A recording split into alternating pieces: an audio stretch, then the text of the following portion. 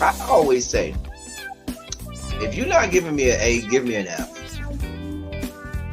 You giving me the worst grade in the world, worse than an F, is a D. Because with the D, even though we love the D over here, you know which D I'm talking about. But with the D, oh, my coffee looks so good. It does. That don't even look like coffee. That's not even coffee. The way the whipped cream is running down the side of the coffee. That is over. The white stuff has run down the side of my face from time to time. That looks really good. Your coffee looks good. That's my coffee. If I drank coffee, I would drink that. That looks like coffee. Y'all hire clowns as if you were running a circus. So you get a circus and you hire clowns. Anyway, moving on. Take it from the people who play cards for him. He be cheating. No, I only cheat on Uno. Only Uno. Only Uno. Uno, Tuno, Luno, he is a cheater. Everything. If you cheat, See, they said you probably look. He said you probably do cheat. He do. If you ain't cheating, you ain't trying. I'm out of here. Bye. OnlyFans so that you can look at the longer videos and you can go in the comfort of your own little room at the boarding house, rent it home, grab your little Albaline and smoke it out for as long as you want it, playing it over and over and over, the long videos of Malik's long peen, because you have an infatuation with his long peen. I am certain that at this point you want him to shove his long peen somewhere inside of your body. I'm just saying. The devil and the devil was fucking up here.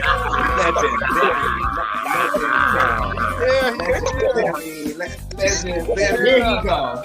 Here we go. Y'all wasn't gonna make me the oldest one on here. You did not send me a text, a link. I did. I do have to say, Ty, you were in the group chat on Instagram, whatever Instagram that was. Wait, what? Kitty? Love you down. I don't have no problem with Kitty. I like Kitty. But Kitty girl. Kitty girl. Kitty girl, we did not think we was nobody straight. Neither did we think we was nobody's top. That best verse. If I stretch, maybe if I stretch, I might give you verse top. I'll stretch to give you verse top. But you do know that we had already deduced that you like to have spoons dipped into your sugar bowl, right? We had already. I mean, I don't think there's anybody. Even DeAndre, who professes that he's the top, and Archie, who professes that he's the top, they profess that he's straight tops. You ain't gonna get me to believe that they had a spoon dipped into their sugar bowl every now and then. The least about JG. Yeah, no, that's a tough one. Well, definitely what I like the most about David is y'all girls need to understand. Girl, you had a bust down. Girl, y'all had a one night stand. Y'all got drunk one day. Y'all had a one night stand. It was good that night because you was drunk. Probably if you was sober, you gonna be like, girl, this wasn't even that good. But girl, you was drunk as fuck or coked out or a combination of the two of them. Whatever the fuck y'all do down there to the LA. Y'all had a good bust down. It was what it was. You should have kept it moving.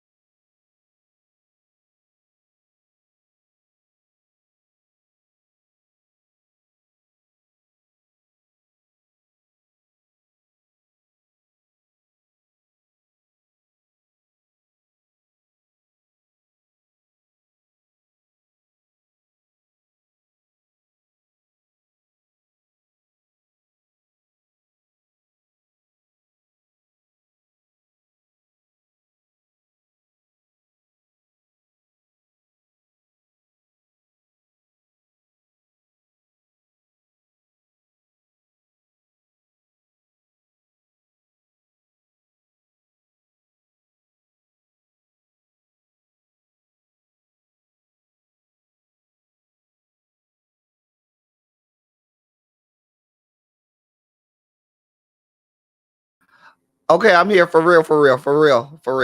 I know y'all was like, what the hell L Teddy got going on? I know y'all is over here dragging me, but we are here. Give me a second. The problem was I waited until I clicked the damn button to get my goddamn coffee together. And so the coffee, just to make sure it's extra good, takes a little longer. I said they is probably dog walking me in this good chat. Dog walking me. And rightfully so. Why is my coffee not doing what I need it to do? I need you to be right, coffee. We need you to be right. I ain't on camera yet. I ain't even turned the goddamn light on this goddamn ring light. Get your life in order, L Teddy. Get it the fuck together. Get your life together. All right. I think we may be ready. We may be ready. We're gonna have a phenomenal show today, y'all. We're gonna have a phenomenal show today, y'all. Today's show is gonna be awesome. Awesome show today, y'all. Awesome show. Awesome. All right. Let's get the top for our coffee. Okay. Bada bing. Bada boom. Where's my hat? L. Teddy, you supposed to have your life in order. Get it together. All right. Hat. Turn on the light. All right. Got the top for the coffee. Oh, God. All right. Where's my phone? I just heard my phone. Oh, it's in my hand. Stupid ass L. Teddy. I'm asking where the fuck my phone at. The shit in my goddamn hand. All right, y'all. We ready. I'm here.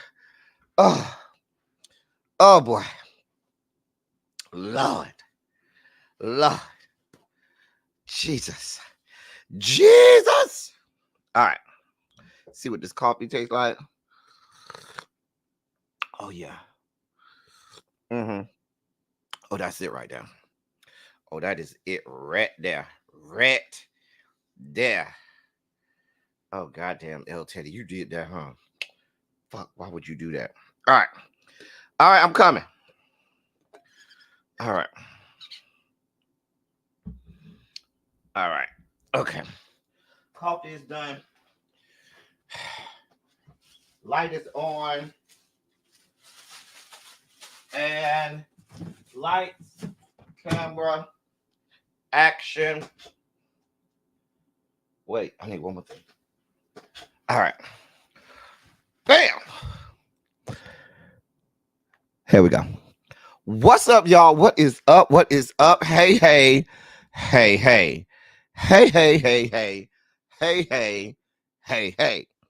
I am here for real. I apologize for my tardiness. Oh, child. I just pressed the button because I didn't want to be too late and I wanted to be on time. And I was not ready. Let me say hey to y'all as y'all are rolling up in here for what's going to be a phenomenal Silly Saturday. We had an awesome Silly Saturday last week, and we'll have another awesome one this week. Regina induction will not be. Why would you put that in the chat? Like, Regina, I don't even we don't do that over here. Why would you even put that in the chat? Can I get one of the mods to remove that comment? I don't even know where that came from. That came out of left field. Can one of the mods remove that comment for me, please? Let me see if I can do it. I don't even know what that is about. God, Lord, doxing. Baby, we don't do that over here. We don't do that over here. Did one of the mods remove that comment? Child.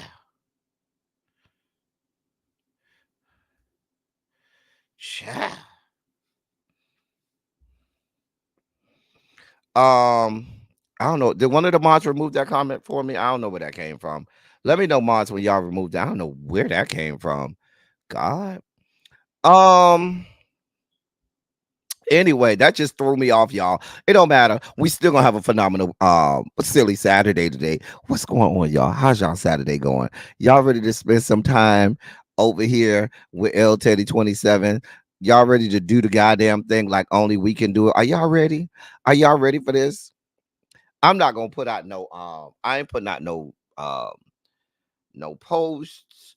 I ain't putting no messages. I ain't putting nothing out there. It's just gonna be us. The people that come, they come. They know what time Silly Saturday is. They know how we do this thing. Or should I put it? Should I make a post? I don't know. I see how I feel. Let me say hi to y'all. Hey Jason, Tracy W, what's good, my love? Cassandra, Sharice, what's up? Volvo, hey Cookie, lovely 31 Blueprint. How are you, my love? China White, how you doing today? Hey Nicole M, yes, you are on time, boo. You are on time. Danny, Big Sis, how's everything going over there out in the West Coast, honey? Really, Harold? That's what we're doing, Harold. I love you too, Harold. How are you today, sir? Hey, Yana Boo. What is going on? Jason, what's good, bro? MVN. I feel like I ain't seen you in a few days, MVN. So it's good to see you in the chat. But I feel like I ain't seen you in a few days. I don't be liking not to see you. But it's good to see you, MVN. Good to see you. Hey, Janae. Hey, Janae. How are you, boo? Mia MJ. How you doing, my love? How you doing? Hey, Mamiana, I am officially one of the black people who don't change their smoke detector battery. You got that beeper going on, Mamiana? Child. Go tell your husband, go over there and get one of them good batteries and change that thing out. Because that thing, you know what happens when you get when the stupid little sound happens? You kind of block it out. Like, if you don't do it within like the first day of the little beep happening, your brain just blocks it out, and it's like you almost don't hear it. Everybody else hears it, but you don't. I'm telling you, that's how that works. I'm telling you that's how it goes. It's not hot in my house. It is cool in my house. Now, once I walk out this good door, Yana, it feels like Satan's nutsack. Okay, it feels like Satan's nutsack outside. But yeah, Janae, you going to a pride event today? Listen, go out there, have a good time, honey. Now, I'm just gonna tell you, if you depending on what kind of event it is, you're gonna see some shit out there. But have you a good time, honey? Take it all in, enjoy it, honey, enjoy it.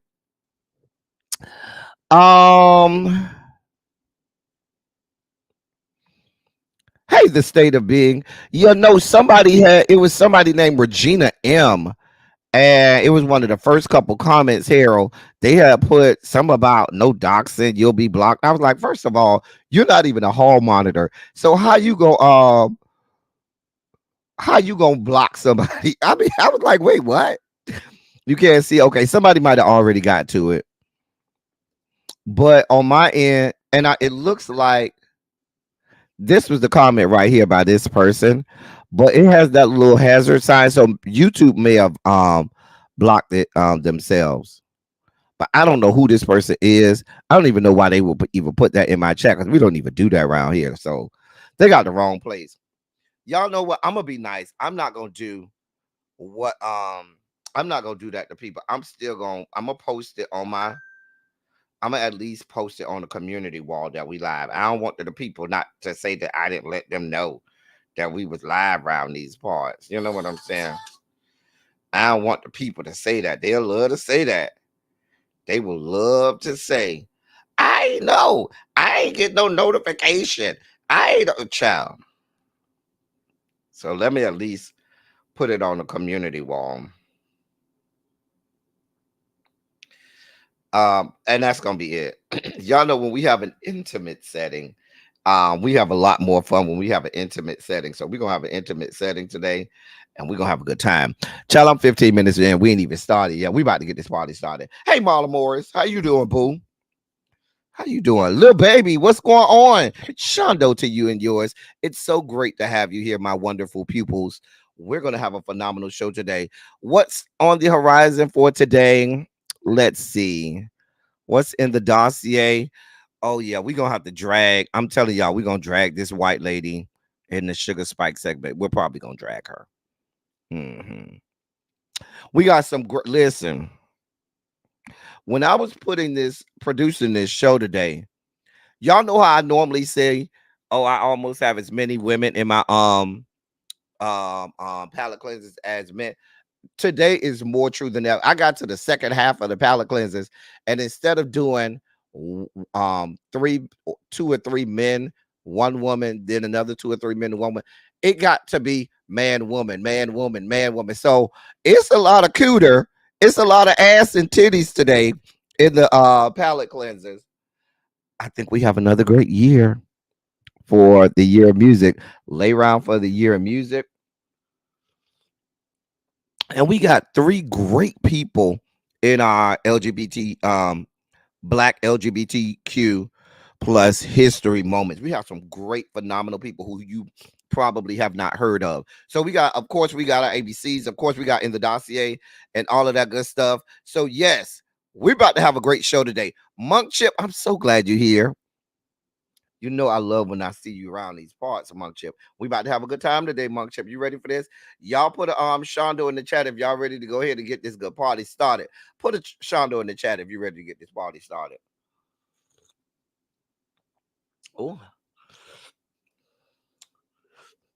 Put a 27 in the chat if you ready to get this party started.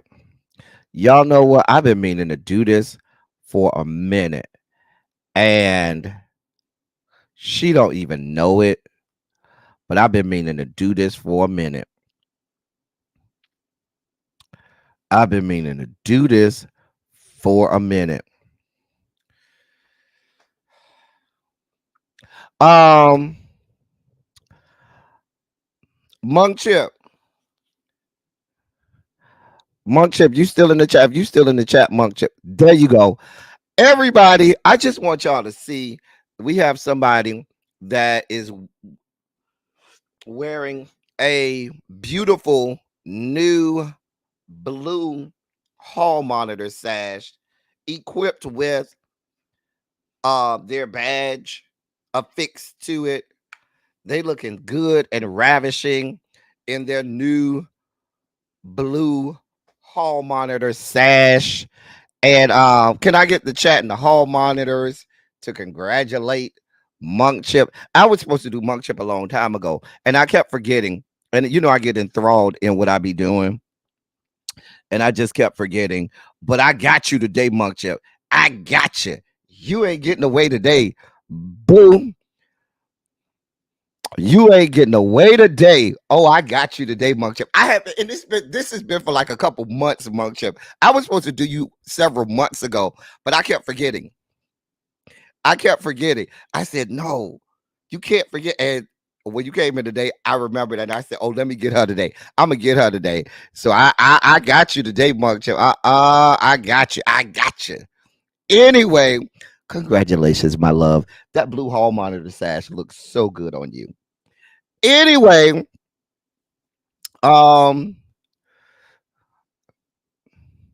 yes. Hey, Xavier, let's get this party started. I see all of the hall monitors are in place. Hey, y'all ready? I'm ready. Let's do this. All right. We about to make it happen. All right. Let's make it happen. Let's put the banner up. Let's take the picture down. Oh, and all my Gen Zers. Oh, I have a video breakdown for my Gen Zers. We'll talk about it when we get there, Gen Z. My Gen Zers, I got a good video breakdown ready for y'all where we get to the video breakdown segment. Gen Zers. We ready. And where's Montrez? I ain't see it. Has Montrez come in here yet? I ain't even seen him yet. He usually be in here by now. But y'all go ahead and congratulate Monk Chip. Y'all please congratulate Monk Chip. on becoming a hall monitor. It is Monk Chip is one of my day oneers. Monk Chip been around these parts since like 2019. Monk Chip go way back, way back, way the fuck back. So shout out to Monk Chip. I was supposed to do that a long time, Monk Chip, and I'm glad I was able to get to you today. Wear your hall monitor sash with pride. All right, let's do it. So let's start off with let's put some hashtag ABCs in the chat. My favorite segment. It is absolutely my favorite segment. It's our hashtag ABC segment for a bitch can't, or as some have now monikered it, our hashtag go with God section. Listen, if you're new here and you've never experienced a silly Saturday, what is hashtag ABC? It stands for a bitch can't. Why? Because as I was perusing Al Gore's good internet, I may have saw a story and a headline that immediately made me say, nope, don't have the time, energy, bandwidth, or anything like that to deal with it. Not gonna deal with it. Ain't trying to do it. Harold calls it the ABJDC, a bitch just damn can't section.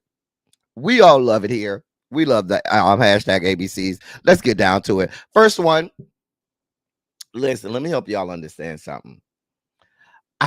Something about this girl and her sister, the Bailey girls, something about them just makes my eyeballs itch. Okay. I just don't understand. Okay. Chloe Bailey claims her music is only labeled R&B because of race. Newsflash, Chloe Bailey, she put this out there like she was like this was breaking news, as if she had discovered something that nobody knew. Chloe. It doesn't matter if your music is labeled R&B, pop, or some other genre. We're not here for it. Now I know Xavier is about to pop out and say he loved Chloe Bailey and he loved all her music and he knows every word of every song she's ever put out. But the majority of us, we just ain't checking for you and your music like that, boo. I'm just saying, you should have just stayed on Al Gore's good. I'm sorry, not on the internet. You should have stayed on YouTube with your sisters, just doing covers of people's songs, because we don't want to. We're just not consuming your music. I'm just saying. I knew Xavier was gonna come out. I knew Xavier was gonna be the first one to come out and say something. But ma'am, you do realize, first of all, for you to be around here complaining, ma'am, you do realize that you have it 8,000% better than artists have had it years ago. Years ago, every black person was only allowed to be in the R&B category. Everybody. And we're talking about the greats, which is why so many greats don't have as many Grammys, which is why when you tell me Rihanna got all of these Grammys and Beyonce Skank got all of these Grammys, it doesn't mean anything to me. They weren't competing against nobody. Child, man, go the fuck away from me, Chloe. Just go away. I just want them to go the fuck away. Y'all get on my goddamn nerves. Jesus. Just go away. Go with God. Listen. The man started crying and got emotional, and I started laughing. I was happy. It was a great week to know that this bastard, this goddamn bastard, hey, Chimera, got arrested. I'm here for it. Then they said his bastard ass didn't even want to do a breathalyzer, or he didn't want to do a sobriety test at all. Refused it 3 times, down to the police precinct, and they let you out of jail. Okay. I don't care. Throw his ass under the jail. I hope his ass go to jail for real. I don't like his ass. I don't care about his ass. Good. Cry blood. Cry forever. Don't you got a song that say cry me a river? Cry me a river, sir. We don't give a fuck. Go to fuck with God. We don't like you, sir. We will never forgive you for what you did to Queen Janet. We don't care about you. We don't like you. We don't care about you. And we only wish bad things for you. Go with God.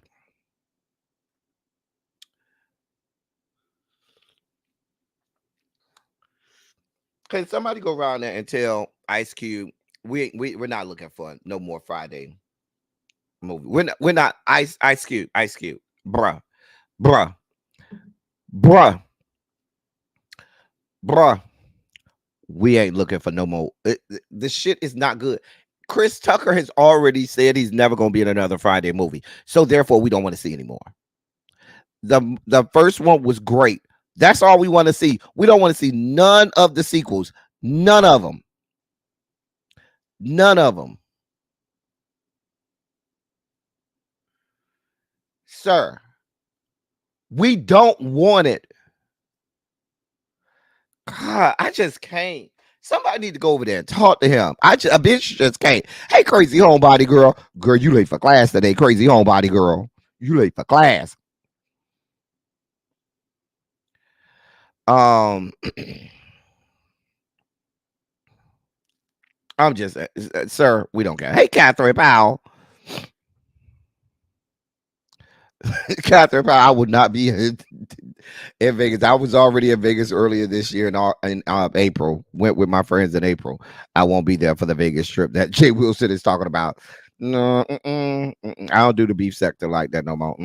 Show don't. Oh, Jesus God. For my ladies with a uterus who have had children, is this a thing? Like, are you over here getting your back blown out to induce labor? I'm just trying to figure it out. Do you have your boyfriend, baby daddy, husband, or whoever stabbing your poor fetus or your unborn child in the cranium with his meat? I'm just trying to figure out what we got going on here.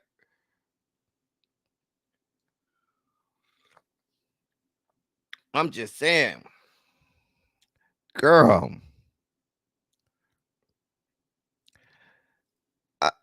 I just can all my ladies come and give me I just need to know. Janae says she's heard that's a thing. Oh, okay. I'm just trying to figure out because y'all around here. Oh, y'all say it's a thing. I'm just trying to figure out. Listen, I don't know. I've heard a lot of different things. I heard you go running, you go for a jog in the morning and it'll help induce labor. I've heard a whole lot of things. So that's why I had to come over here and ask my ladies. Hey, Montrez, I was just talking about you. What's good, bro? You late for class. We was just asking where you at because you late for class. Yana say it's a whole thing. Crazy homebody girl. A lot of my ladies in the chat say, listen, I ain't got no kids. I ain't trying to have none. Y'all got it. I don't want no parts of it. Y'all can have it. Baby, I guess it's a thing. Child, just listen. We don't need no, depending on the size of your man's junk, we don't need no irreparable brain damage to that child with him stabbing that child in the cranium. Because if you're at the point where you're dilated, the child has already flipped round and the head is, in most cases, unless it's a breech birth, the head done already flipped round. And so, the skull is not fully, grown at that point. Child, I'm just saying, stabbing that poor child in the cranium, in the head. Lord. Oh, you say Travis not hanging low like that when she ain't had nothing to worry about. Oh, okay. Thank you, Xavier. Thank you for letting us know, Xavier. With my son, I was so miserable and big. I did make my husband hit it from the back. And the next morning, we was in labor and delivery. I know that's right. Doctors do tell expecting mothers not to have sex during the 9th month. as it could break the sac and induce labor. Oh, so that's how you induce labor, because it breaks the sac. If he big enough, he could go ahead and break the sac. Okay, I got you. Okay. Not not Jason said box beaters unite. Oh, box beaters unite. Come through. I done beat a few boxes in myself. You know, catching me on the right day. You get your good box beat in over here. We're good for a good flip flop. Anyway, Janae, there was a 70-year-old woman who had a baby in Africa like 2 weeks ago. Ooh, child. Ooh, girl. Mucus plug has to come out. You think the semen breaks it? Child. I'm not talking about beating cuter out. I said beat boxes out. Now, I'll beat a box out, Xavier. You know, we give a good verse T over here. We got equipment. You know, we're built appropriate, anatomically correct to do what we need to do over here. Child, not Thundercat's hole was taken. Let me move on. Ma'am, go with God. And this, ladies and gentlemen, is why I remain child free. More power to the mamas. Lil Baby say, I'm here for the Sarahs of the world. Child. Not that you talk about Sarah from the Bible. Girl.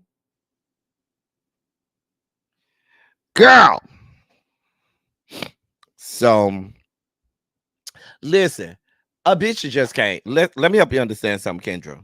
We don't feel bad for you. We do not feel bad for you. Don't. You knew who he was. Lil Jock, before you married him, had like 9 children by 9 baby mamas. How many kids Lil Jock had? Which a bitch? I'm telling you, I saw this. It just said hashtag a bitch can't. Let me ask the Google.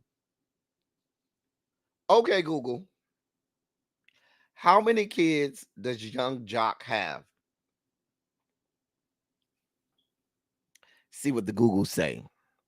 He has 8 children, according to the Googles. And I think he had 8 baby mamas.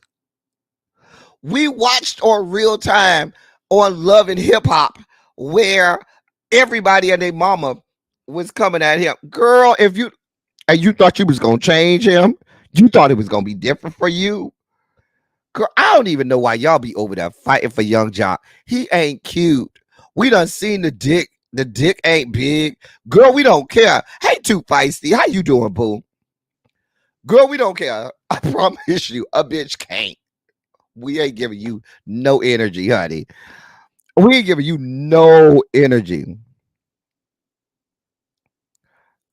We ain't giving you no energy for this, ma'am. We don't care. You asking for a divorce? Okay. And child, I think she was Montrez. Just a mess. Just a goddamn mess. Ma'am, we don't care. We don't. Exactly, Harold. What does she want from us? What does she want? You knew who he was when you got with him. And you surprised that he's cheating on you? Oh, girl. Oh, girl. Oh, girl.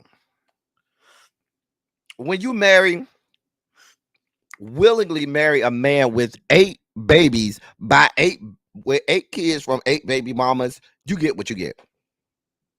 You get what you get. Get away from us. Ma'am, go with God. Let's delve into the dossier. In the dossier, we go. Child, he making lick until her legs shake. I'm just saying it's a skill. You know what Jay said. Girl. He was still married to his wife when they were dating. Child. I didn't even know he was married prior to marrying Kendra. I didn't even really care. In the dossier we go. In the dossier we go. Hey, family, again, drop it down for 5 seconds. Thank y'all for the birthday wishes for my hubs. Much appreciated. Well, happy birthday, hubs. Let's go into the dossier. So, Jonathan Majors received an award, the Impact Award. He was honored yesterday at the Impact Awards for his perseverance after he was convicted of domestic violence. And they say he delivered what was a moving speech. It's the 4th annual Hollywood Impact Awards. It was held in Beverly Hills. He was there with Megan Good. There were other celebrities there. Cardi B was there. Sharon Stone was there. Tiffany Haddish was there. Iyanla Van Zant presented him with his Perseverance Award.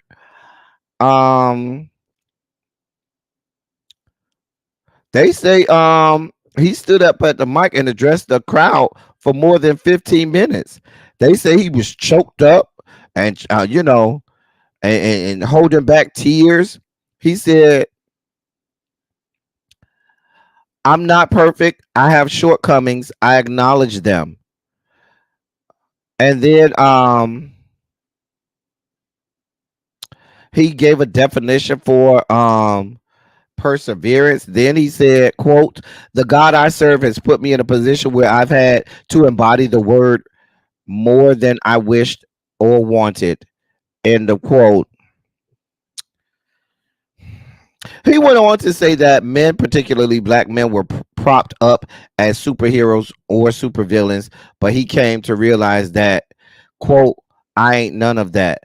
I'm just that guy whose faith has been tested. It has been strengthened by his testimony."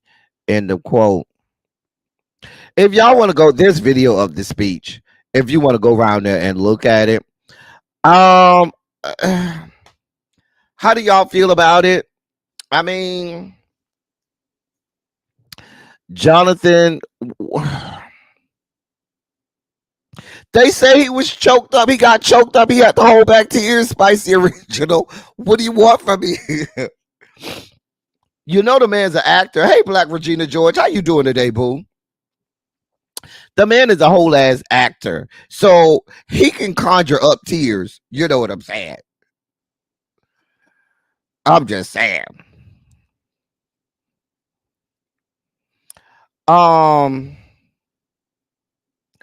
you calling him Martin for Martin Luther King. I'm not doing this with you today, little baby. I'm not doing this with you. Anyway, some of y'all are acting like this should have been in the hashtag ABC section. Y'all just don't see it for this man no more. Listen, I'm still holding out hope for Jonathan. Y'all know they say he just got his first role since the whole since he was, since the court case and stuff like that. I'm still rooting for Jonathan. I'm still a Jonathan Majors fan. I just hope he understands the errors of his ways and leave them white women alone. Because them women descended from the Caucasus Mountains just ain't shit. I'm just saying. I'm still rooting for him. Is that bad? Is that bad that I'm still rooting for him? Child, y'all done turned the page on this young man. Y'all just don't see it for him. Jonathan, I still see it for you. And if you need, you could come right on over here and we could talk about it. We could have a nice long conversation about it. I promise you, when you leave here, you'll leave with a smile on your face. You'll leave here feeling better about life. I'm just telling you. I'm still rooting for Jonathan.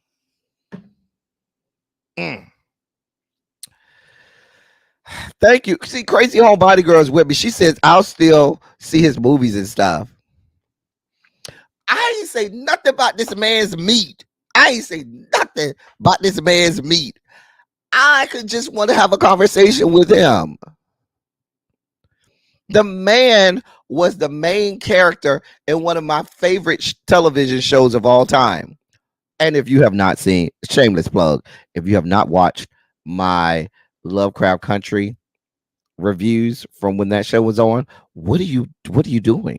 Those are if you ever want to know what my best reviews are, Lovecraft Country, David Makes Man.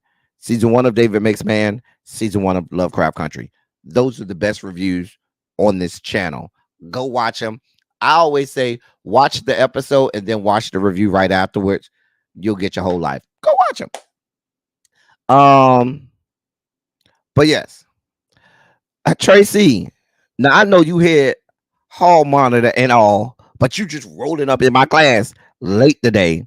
We even had a new hall monitor made today, and you wasn't even here to congratulate her.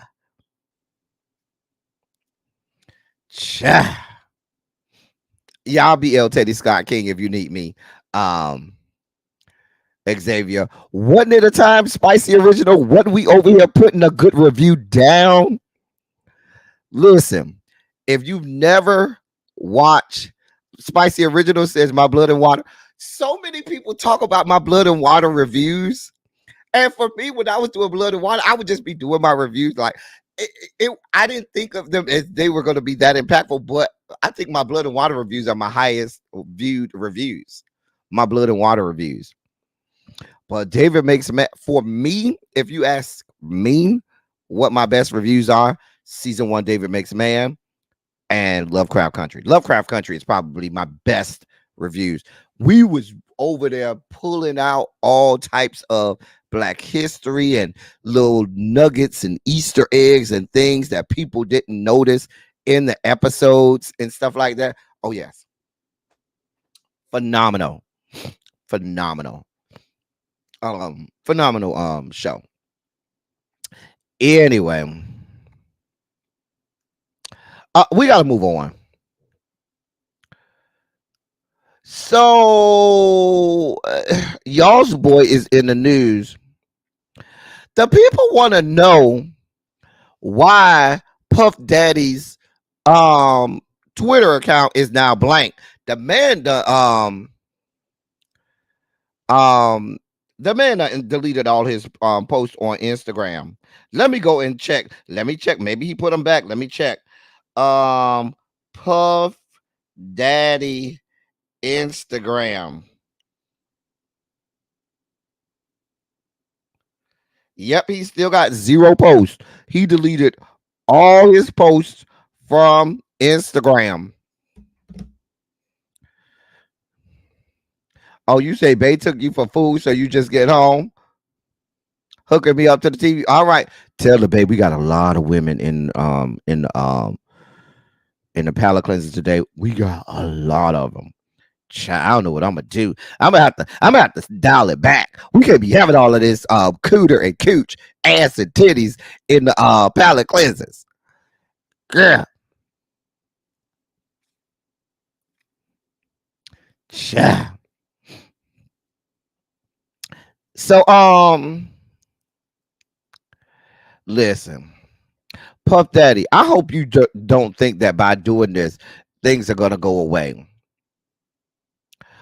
It's not going away. Listen, you lived the life of Riley.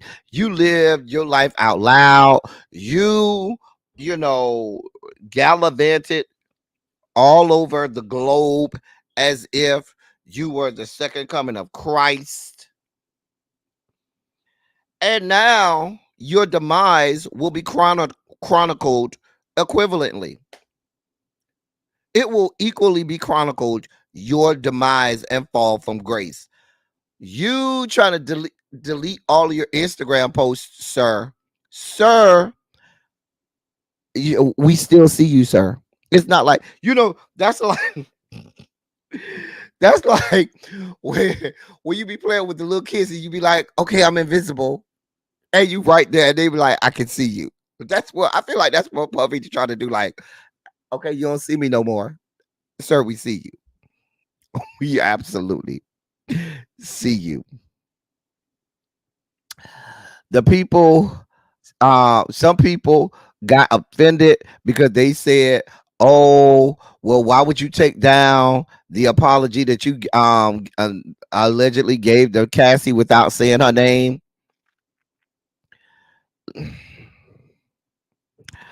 Uh, sir, uh, hey, Monarchy, you said, or is that Monique? I think it's Monique. Is he rebranded? There's not enough rebranding on Earth. There's not enough rebranding, sir. You are who you are. It is. It is what it is. Right. The damage has been done. It's no taking this back, sir. None at all. Xavier said that apology was trash. He could have kept it, to be honest. Well, Xavier, you listen, y'all go talk to Xavier. I ain't said it. That's Xavier. I'm just saying. Oh, I got it right with Monique. Okay. Well, thank you. I do the best I can with names. His eyes are too close to be on. Oh, dear God.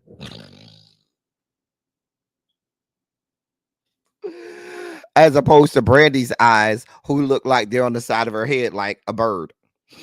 Anyway, I don't know what to take from the man deleting all of his Instagram posts. I really don't give a shit. Lock his ass up, put him in the jail cell right next to Robert Sylvester, and call it a day.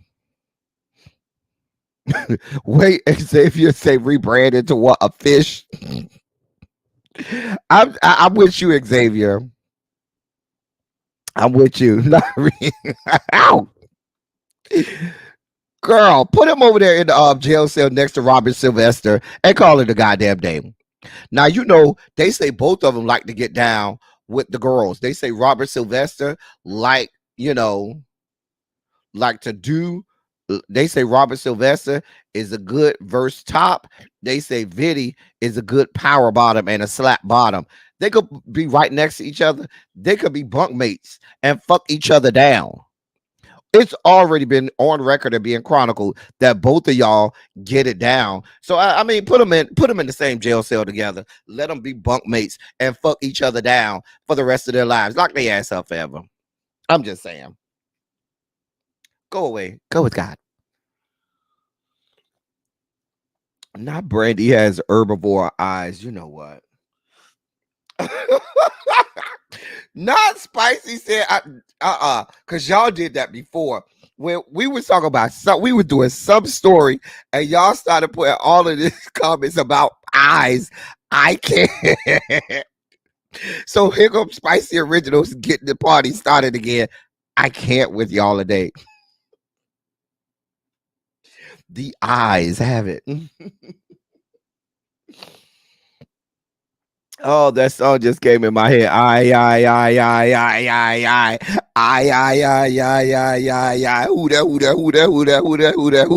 Who that? Daddy say he is trash and there's no amount of deleting posts to unring that bell. Every interview and interaction is being scrutinized. Well, then there's that. Let them know, Danny. Not they can piss on each other. Cassandra, girl. They probably will. Because we know they've already chronicled that both of y'all are into that kind of freaky ass shit. Y'all into golden showers, all types of, y'all into probably fisting. I could see y'all being into everything.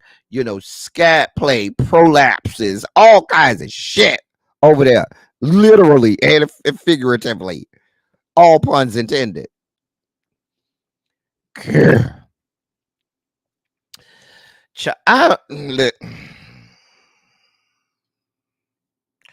don't know, sir. Right, 2 girls, 1 cup type shit. Child. I was talking to my one of my little cousins who's a Gen Zer. He just turned 22. And he was like, yeah, I was watching something. And he asked me, he said, I was watching something. He said, He said, "Cuzzo, you always know all the old references because you old."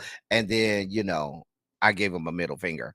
But then he said, somebody talked about two girls in one cup, and I didn't even know what that meant. I said, you don't want to know. It was a time to be alive back then. Early days of the internet. You don't want to know what it is.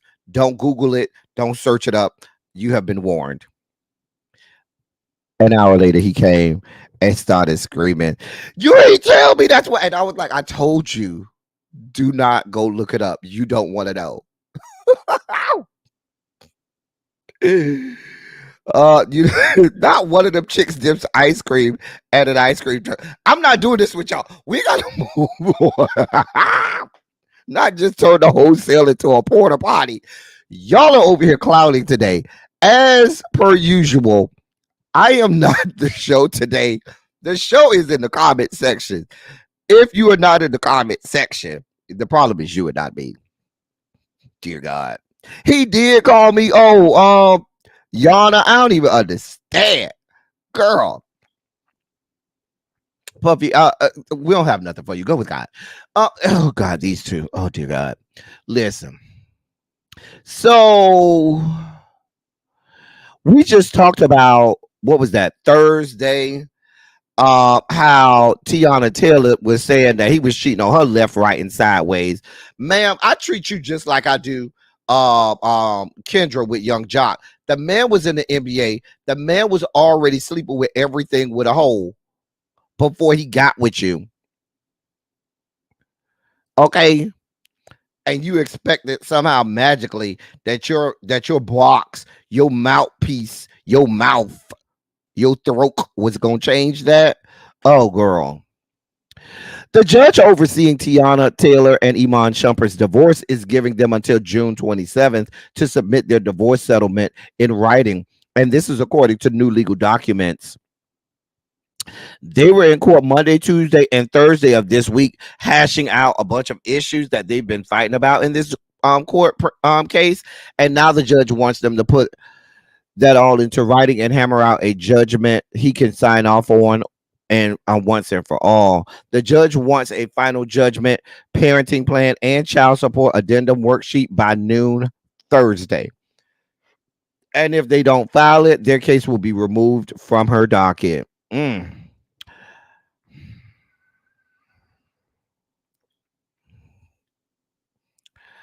don't know what to listen. I don't know what to tell you. I don't know what to tell you, ma'am. I don't have a lot of understanding for each of them. It was what it was. When y'all first got together, he was the bigger star because he was still in the NBA, winning championships and stuff like. Well, he only got one ring. And you were still, climbing. Now you're a bigger star, and some people may argue, or as equally as big a star as he was. And it was a marriage of convenience. You was a fine piece of woman to be, used to, sit on his arm. He could blow your back out and say, I got one of the baddest chicks out there. You used him as your ponytail. What is a ponytail? I'm glad you asked. That's the female equivalent of a beard. Because let's be clear, the people been known you to be, a lesbian for some time now. They say you was a hardcore stud lesbian that tried to give lipstick lesbian vibes. But girl, they said you be over there. They say your strap on is a good 10, 11 inches, ma'am. And they said that your marriage over here to Mr. Shumpert was him, being your ponytail. I'm just saying.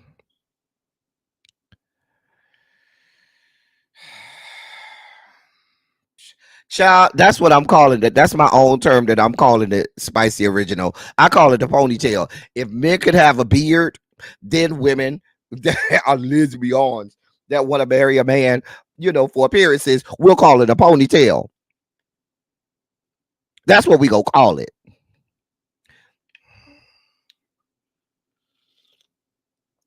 That still don't mean that those other men weren't ponytails as well. Because inside sources say that she was told to go ahead and get a boyfriend and date men because that would help her and get higher. They the whole thing when she first came out, the whole thing was people used to say she was too butch and too, masculine. And so people would say, yeah, you need to go ahead and get you a boyfriend, get you a man, maybe get married, get some kids. And that's how we got here. And she got a whole ponytail over here in Iman. But if I had to get a ponytail, child, that ain't I ain't mad at it, honey. Listen, I already told y'all, Iman Shumpert can fuck me right at my mama fume. We'll be right at the fume. And if he said I want some right now, we'll be right there. I use the casket for leverage as I'm, throwing it back and giving back shots.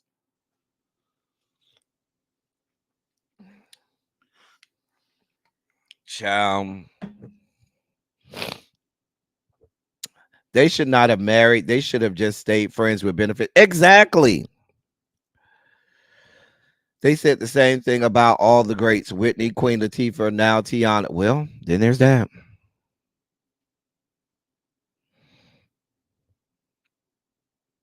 She is confident in herself now.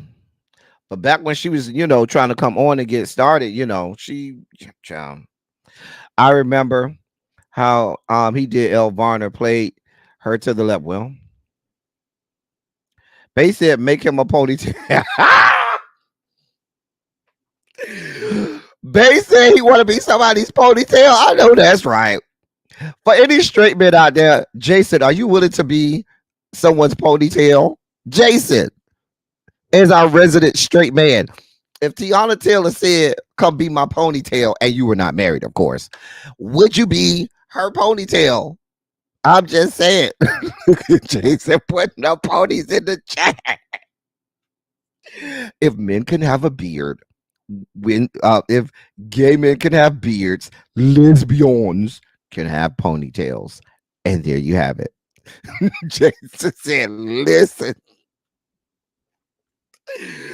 Box beaters unite.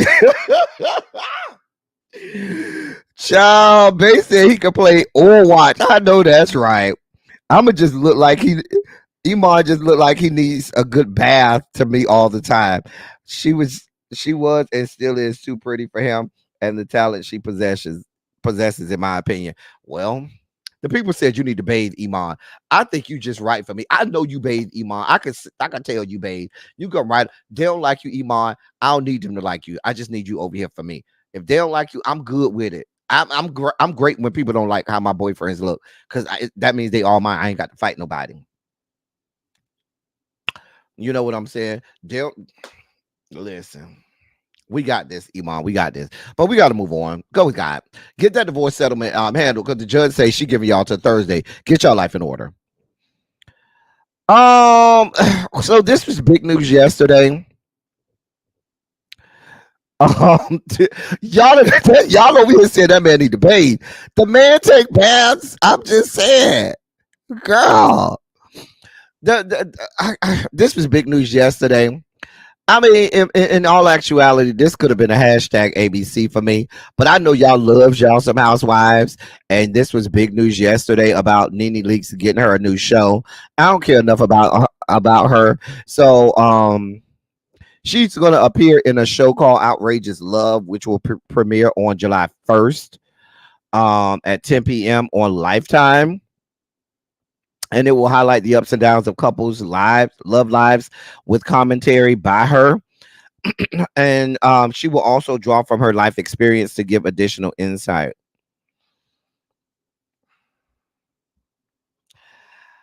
Nene,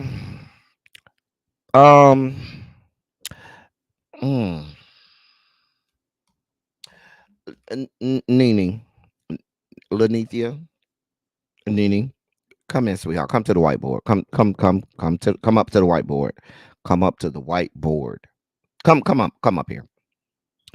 Ma'am, I don't want your advice for anything. Everything you've done has failed. Even you had you even had a failed marriage to your husband. I mean, y'all ended up getting back together, but even that failed. Need we take a gander at them children you got over there? Do we need to look at your failed businesses? That clothing store that done got shut down? The failure that is your acting career? They say that restaurant Lanithia ain't doing too hot if it's still open. Girl, I don't need your life experiences to teach me nothing. I don't need any advice from you, Lanithia, at all. Not concerned in my love life. Oh, girl. Oh, girl. Girl. Girl, I need you to show me where you have been successful for a considerable amount of time. Outside of the Real House Skanks of Atlanta show, which is a failure right now as well. And you were fired from there. I'm just saying.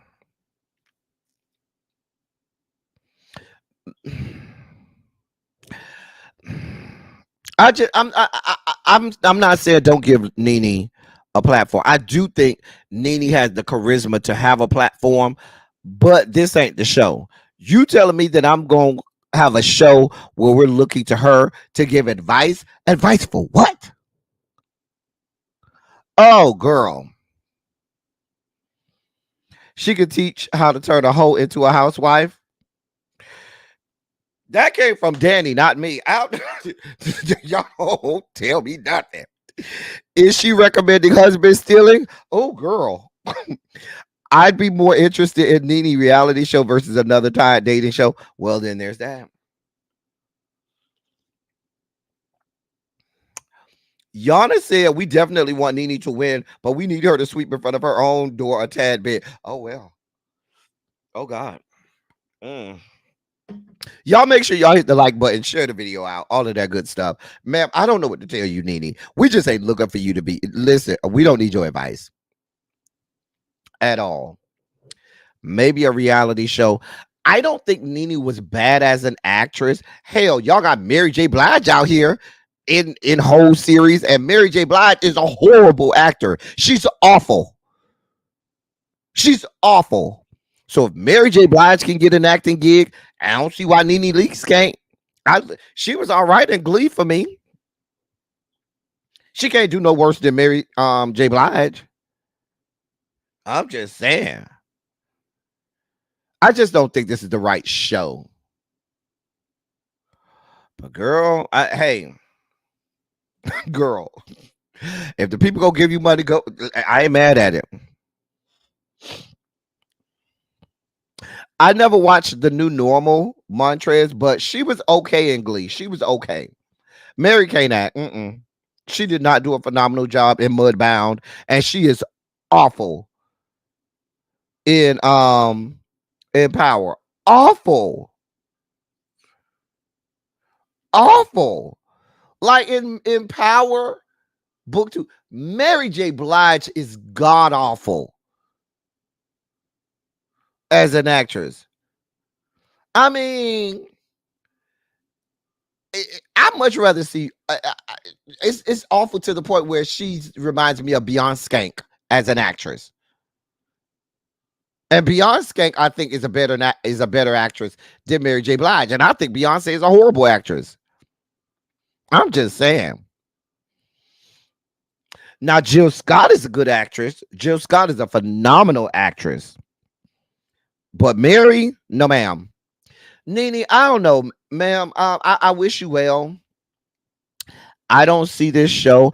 I hope you're just using this show as, a launching pad for other endeavors, because I just don't see this show being something that's going to just be this phenomenal hit. People going to tune in for the first couple episodes, maybe first few episodes, and then that's going to be it. I'm just saying. Because if it's a dating show or something like that, you got to have the right people that's on the show as, the people that you're giving advice to. I just don't see this being, this, big thing. Xavier, she's not an amazing actress. She's not. She's not. Xavier, we just not gonna let you come up in this chat and just give lies. We just not gonna let you come up in this chat and give good lies like that. Chat. I'm beyond. Y'all just not gonna go. Listen, y'all know I do not care about y'all behind people. Where's So Jeff? He must have already left because you know if I say anything about Beyonce, he's gonna be over here. I don't care. She's not a good actress at all. At all. Child. The only good acting jobs Beyonce did was I don't even think Beyonce's acting in Dreamgirls was good. I think her singing and performing in Dreamgirls was phenomenal, but her acting was better than some of her other roles. But it was just meh. Her playing Etta James was, and those probably the best two things she's ever acted in. Anyway, we gotta move on. I don't care. This is not about Beyonce. This is about Nene. I wish you the best. 50 Cent is in the news today. Y'all know we can't stand him. So when I saw this news, I chuckled. I gave a guffaw. I snickered. He's in the news because he's saying that hackers made $300 million using his account for a crypto scheme. Let me read this to you. 50 Cent says he was hacked, claims that the culprit got away with $300 million by using his platform for a pump and dump crypto scheme. Pump and dump, that's a choice. Those are choice words, writer of this article.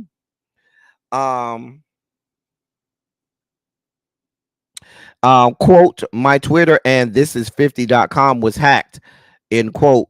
50 Cent wrote on his Instagram yesterday. He went on to say, quote, I have no association with this crypto. Twitter worked quickly to lock my account back down. Whoever did this made $300 million in 30 minutes, end of quote. And that's what he's alleging.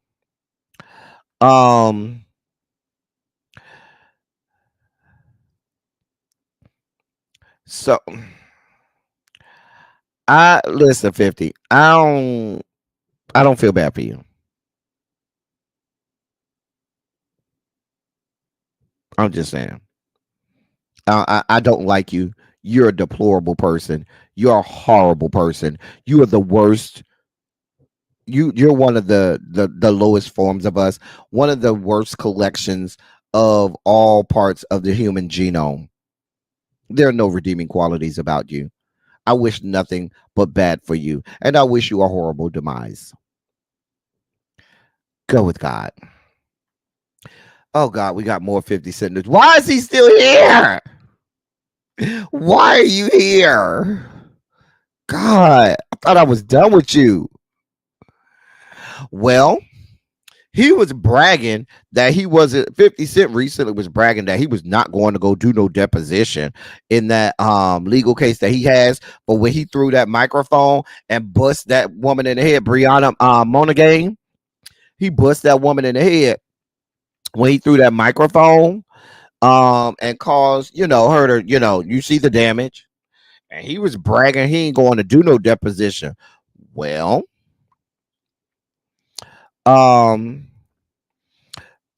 Miss Monaghan, Brianna Monaghan, filed a motion asking the judge to sanction him due to repeated failed attempts to get him to appear for a deposition.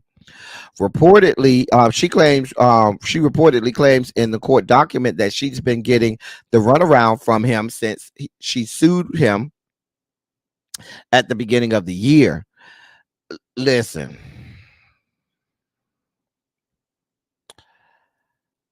I hope she gets every dime. I hope the judge sanctions him. I hope the judge finds in her favor. I hope she gets tens of millions of dollars from him. I told you the man is a horrible human being inside and out. There's no good in him and no redeeming qualities about him. I do not like him and I wish nothing but bad for him. Run that woman her coins. I hope the judge rakes you over the coals and throws the book at you. I'm just saying. I'm just saying. Because she's going to get paid. She's going to get paid. I'm with you too, Feisty. I just genuinely do not like him. Oh, get somebody.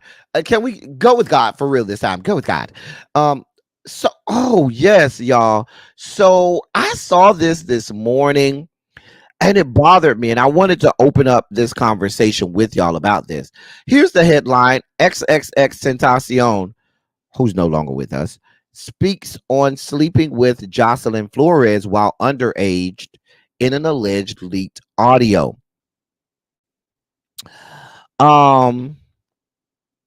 Let me read this article to you. Recent news around XXXTentacion deals with a lot of supposition, as there was a lot of debunked claims concerning Drake's alleged involvement in his murder. However, a new piece of leaked alleged audio supposedly shows a more firsthand account of a more important aspect of his life, his career, his music career, and alleged professional behavior. Moreover, in the audio, the late Florida rapper admits to sleeping with Jocelyn Flores before she took her own life. He was 19 and she was 16 at the time. XXXTentacion on this spoke on this inspiration behind his song that he named after Flores, and on the concept of his album 17 as a whole. Still fans know well. Still fans know well that this album is meant as a raw window into the his mind, thoughts, and emotions. So this alleged confession actually comes a little surprise. After all, XXXTentacion already expressed a lot of his feelings on the matter of Jocelyn Flores, and while the track never specifically mentions a romantic or sexual relationship, it does insinuate it. Regardless, we're not sure how far the audio will spread among the community. Folks are still giving stock to people like Ryan Garcia, who recently made headlines for speaking on XXXTentacion's murder and Drake's supposed role in it. So the thing is, they're saying that he was sleeping with this girl. He was 19, she was 16, and this is before he passed. And people are saying that, yeah, that's a problem. And they're speaking to the fact that a lot of people are speaking to that there's an overarching issue within some of the hip hop circles where there are a lot of young girls 15, 16 years old who end up falling prey to people within the industry. There's allegations about like I know two people that I know that there are allegations on when they were young dealing with girls who were 15 and 16. I know there's some allegations against Kodak Black. I know there's some allegations against Chief Keef that have been out there. But it speaks to the fact that this is a continuing problem. It's not a new problem. It's been going on going back decades now. But it speaks to the fact that there is that ongoing problem. The fact that you made a whole song allegedly touting this relationship that you have with an underage girl is a whole ass problem. A whole ass problem. We know R. Kelly was out here making songs about his interactions with underage girls. And so people are asking, should we be promoting or engaging with people who have these allegations or interacting with their music when their music speaks to their involvement with underage girls. I don't know.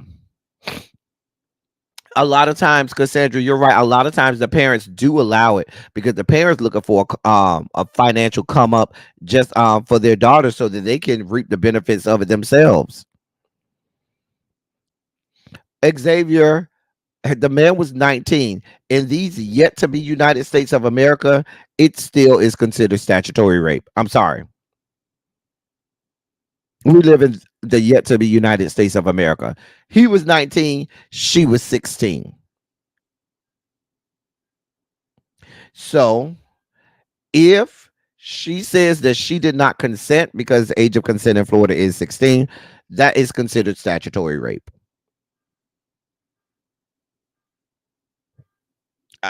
That's the long and short of it. I didn't call him a child. You never heard me call XXXTentacion a child. He was 19. He's an adult.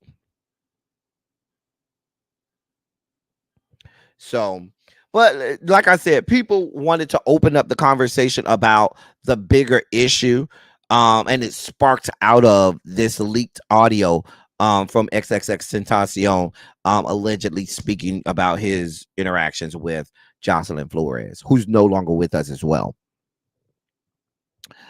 So I understand that it's a college student dating a high school student, but depending on the situation, that is statutory rape. I'm sorry. It is what it is. It is. So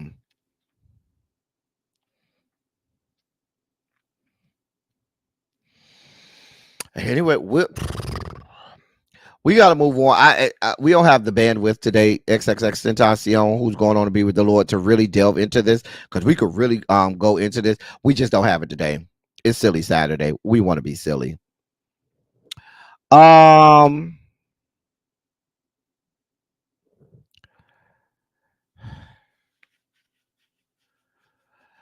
Snoop is out here now proclaiming that Kendrick Lamar is the king of the West.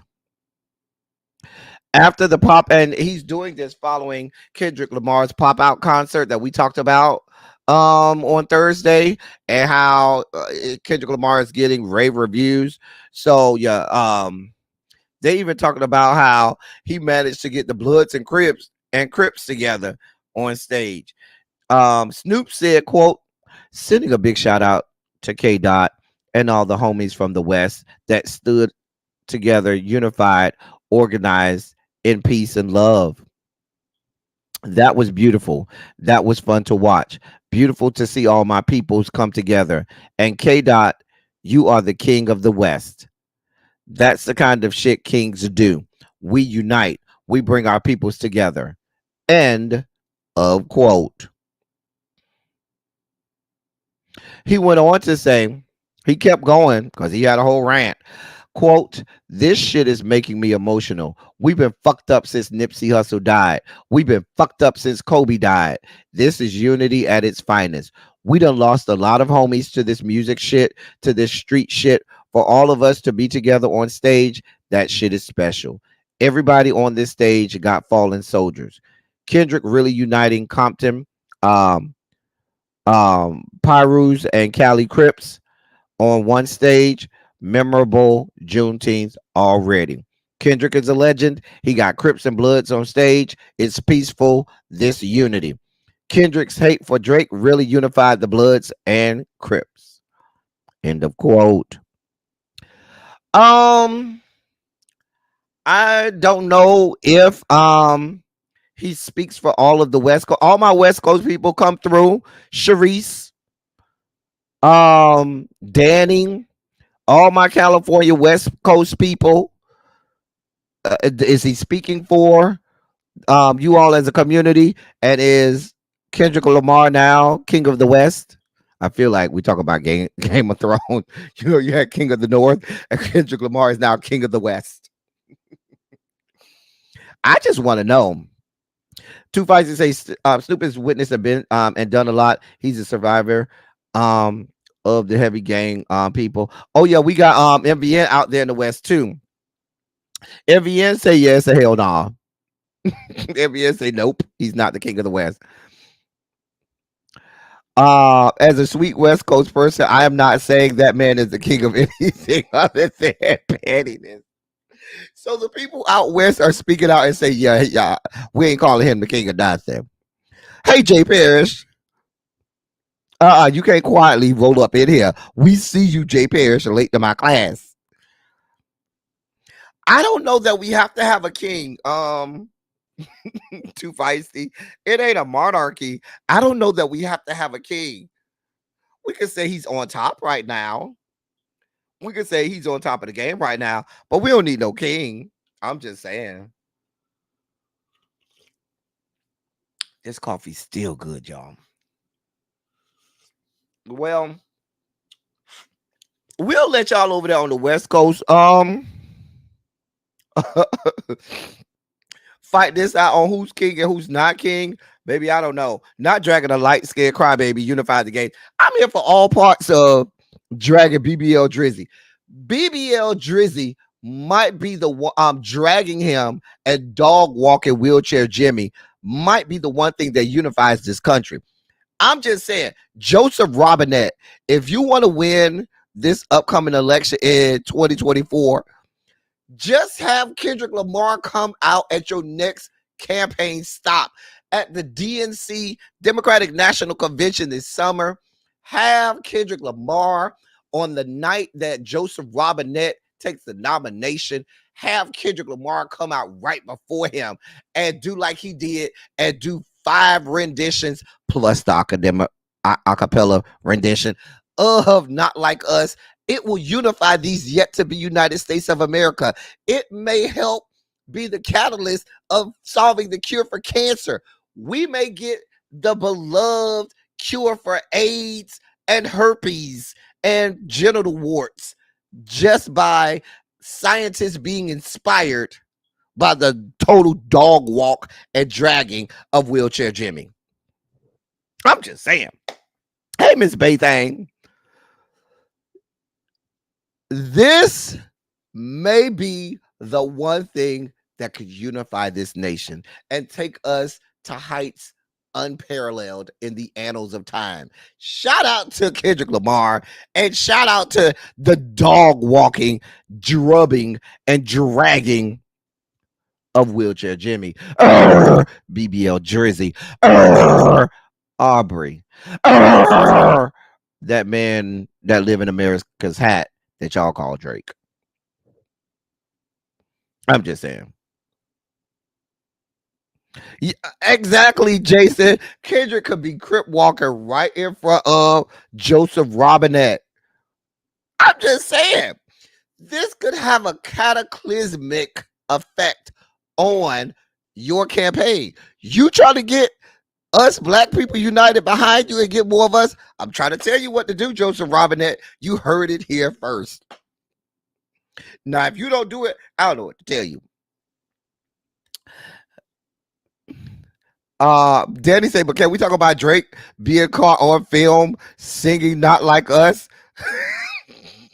Like it's the best song ever. I love the fact it's the throat punches.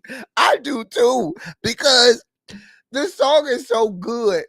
Even though you are the man that drew the ire of Kendrick Lamar for this song, you're the whole catalyst for this song.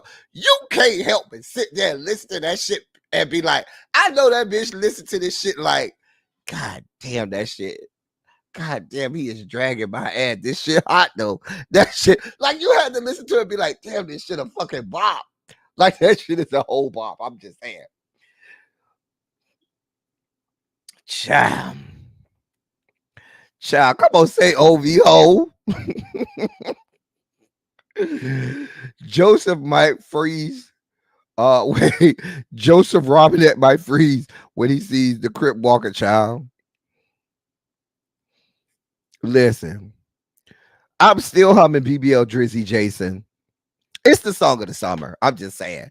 And since it's the song of the summer, Joseph Robinette. I've given you your instructions. I told you what to do. I'm just saying. I'm just saying. I'm just saying.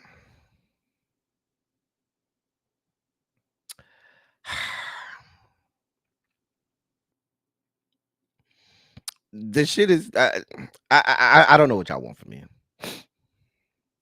But yes, I don't know if he's the king, the duke, the prince, the emperor, you know, the czar. I don't know what he is, but he seems to be on top right now. And we gonna jam to Not Like Us for the remainder of 2024. But we gotta go on. Go with God. So listen. The people are saying, oh, that's why that woman stayed with Kevin Hart when he allegedly cheated. So Kevin Hart, I believe yesterday, posted some pics on his Instagram to his 179 million followers.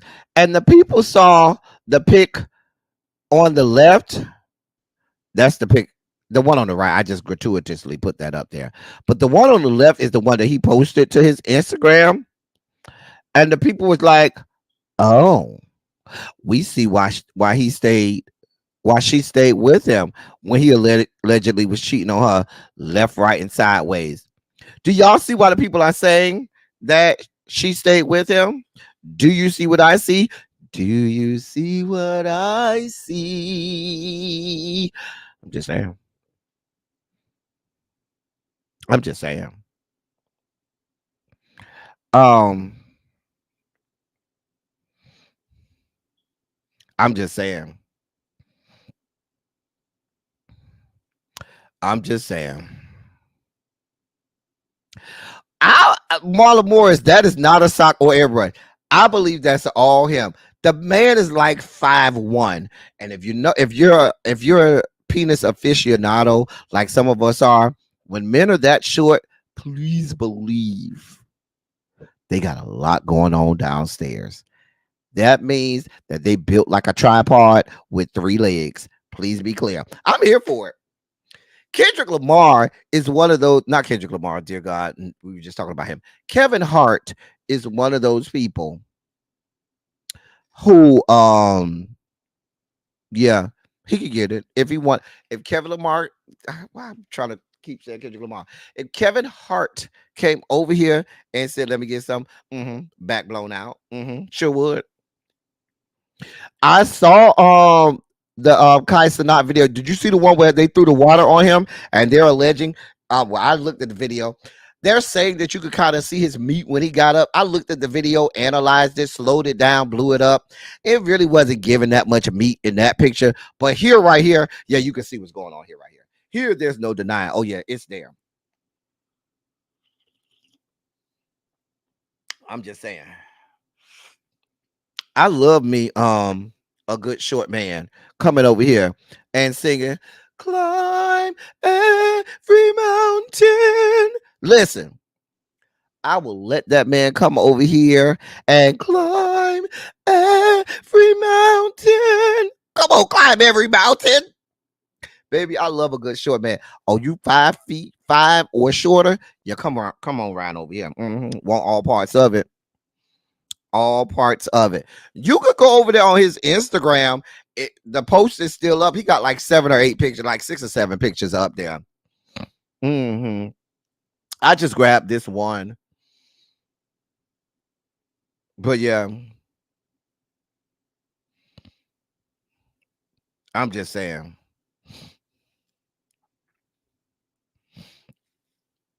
I'm just saying.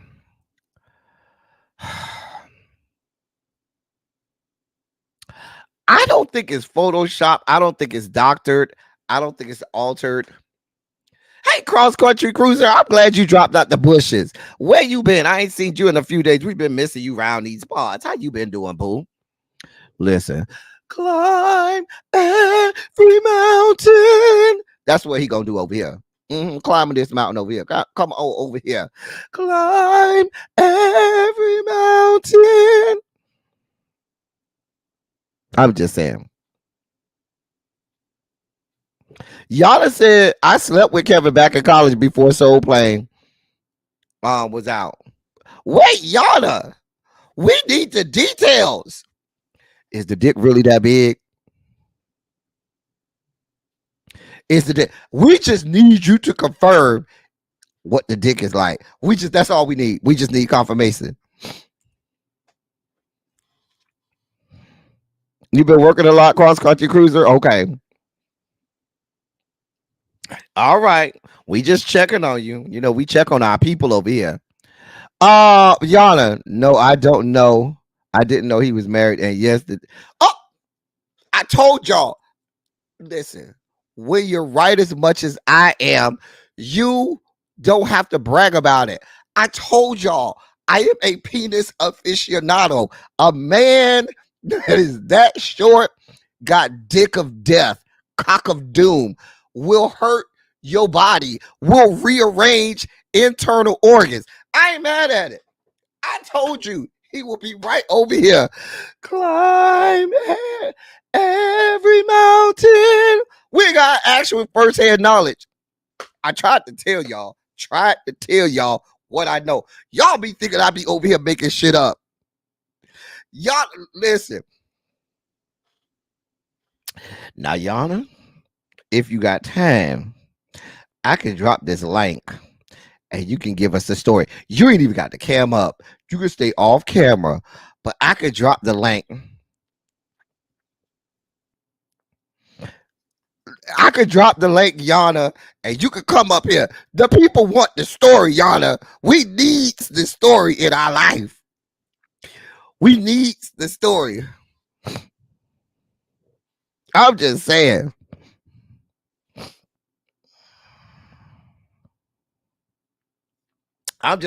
Girl, I ain't mad at it, honey. Girl, I knew. Listen, you didn't have to tell me. I always knew. I said, oh, he 5'1", 5'2". Yeah, girl, he got dick up down. Them short men. Oh, she at the nail salon. Okay, we gonna hold you to that, Yana. Don't you go over to nobody else's platform and tell the story first. We gonna drop it over here first. Yana say she coming over here first. Yana, don't you go over nowhere else. We need the story here first. Y'all lay round for it. Yana is gonna give us the story. Just telling y'all. Listen, I tried to tell y'all when we may have to do it as members only. Yeah, Yana. Listen, Yana, we can't just have this. You know, if we put this out there, Yana, it's gonna be all over the blogs and stuff. We need to make this members only. You know what I'm saying? Make the people pay for it. Child. All right, Yana say she ain't telling it nowhere else. All right, girl, we gonna be right here. I tried to tell y'all, I know what I'm talking about. Men that are that short, baby, they will rearrange internal organs. Please understand. I've always said, give me a short man. Them tall men, them don't be the ones. It be the short ones. Go ahead, come over here. Climb every mountain. That's what they're gonna do. Yeah, we're gonna do it on members only. Shout out to the members. We doing it in members only. Yes, yes. Shout out to the members. Anyway, but we here for it. We here for all parts of it. All parts of it. Trying to tell y'all, get you a man 5'5" or shorter. You'll find out a new meaning of life. You'll find a new meaning of life, baby. Baby, listen. They'll treat you good too. They'll treat you real good. Get you a little short man. You'll rethink things. Anyway, Kevin, we're here for you at all parts of your girthy, meaty maker stick. We are for all parts of you being built like a tripod.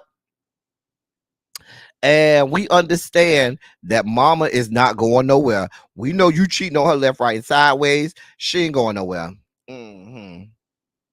Child. Anyway, we got to keep going. We got a whole show over here, Kevin. We can't keep doing this. We know, Harold, you don't want no parts of him. That's fine. It's more for us. I'm just saying. Climb every mountain. Go with God. It's time, ladies and gentlemen, non-binary gender conforming members of our audience. It's now time for your Sugar Spike segment.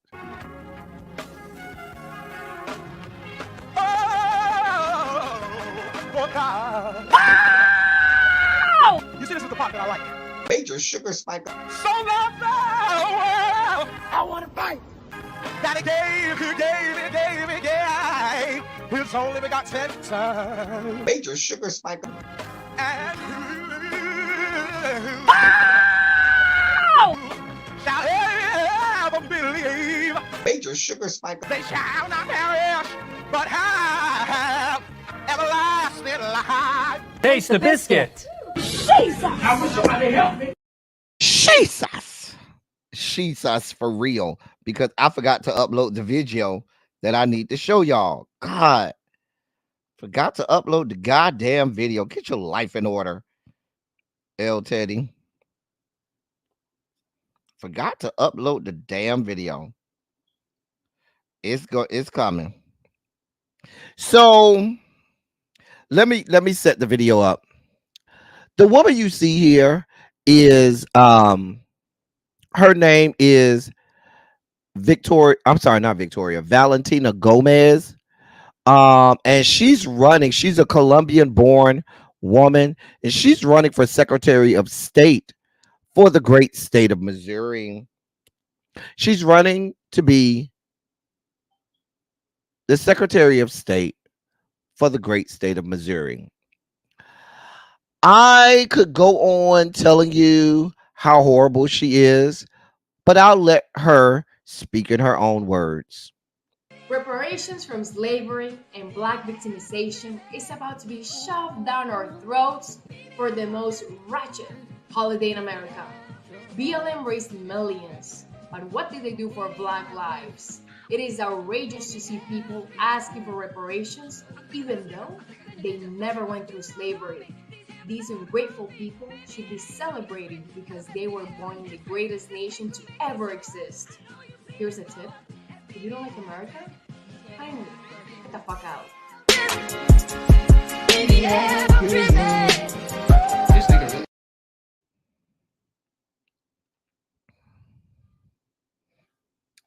I don't know what y'all want from me.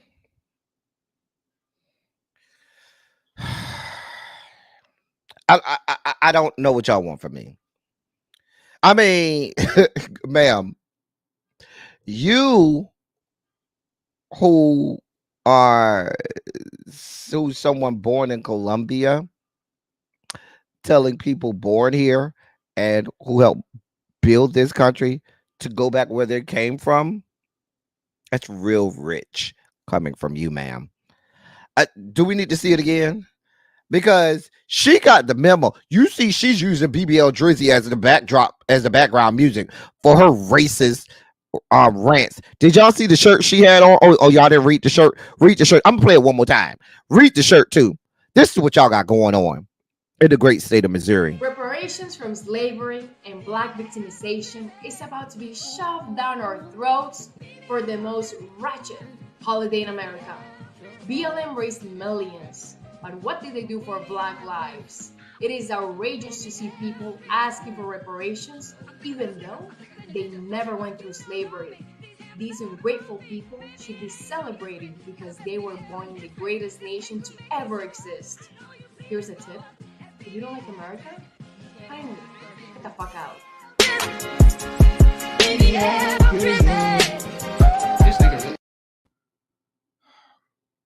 That's what she posted this past Wednesday for Juneteenth. Jesus God.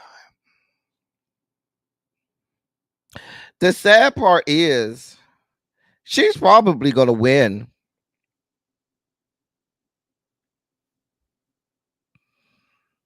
She's probably gonna win. That's the sad part.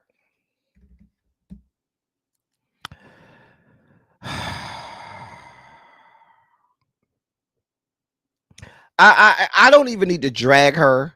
I don't even need to read her. I don't even need to go down this road with her. I just hope y'all, those people who live in the great state of Missouri, do the right thing and make sure she doesn't get elected.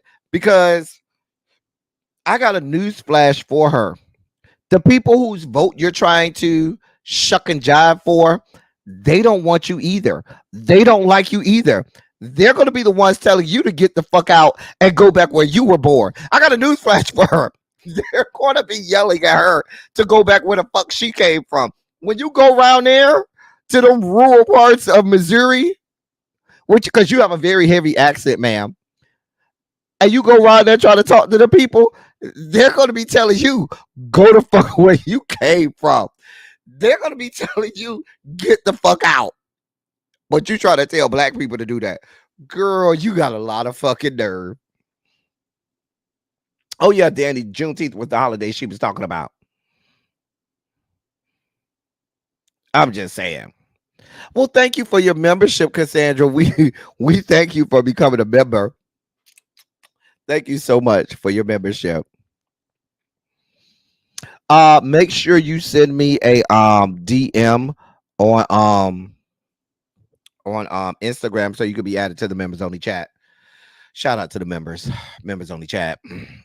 Ma'am, the very same people who you over there shucking and jiving for, they don't want you either. And they're going to tell you to go back where you came from or get the fuck out. But we'll let you have it, ma'am. You can have it. You go ahead with your bad self. You got it. It's all you. All you. Man, we have nothing for you. We having way too much fun today. We're not going to let you bring us down. In our next Sugar Spiky story, get that story up.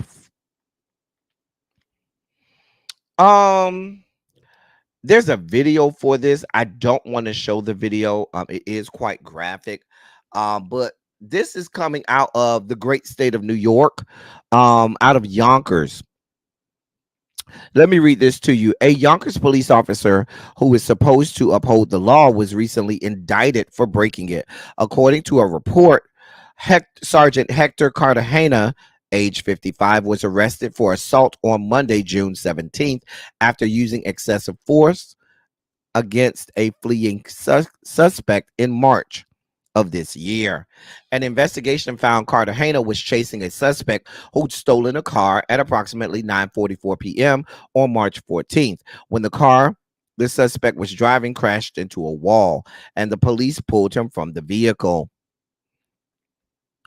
Body camera footage shows the suspect, whose identity has not been publicized, being wrestled to the ground by several officers and tased while on the ground.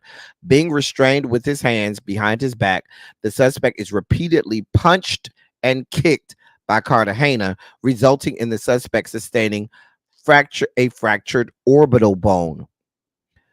Quote, "I'ma hit him again," end quote, Cartagena yells at one point in the video.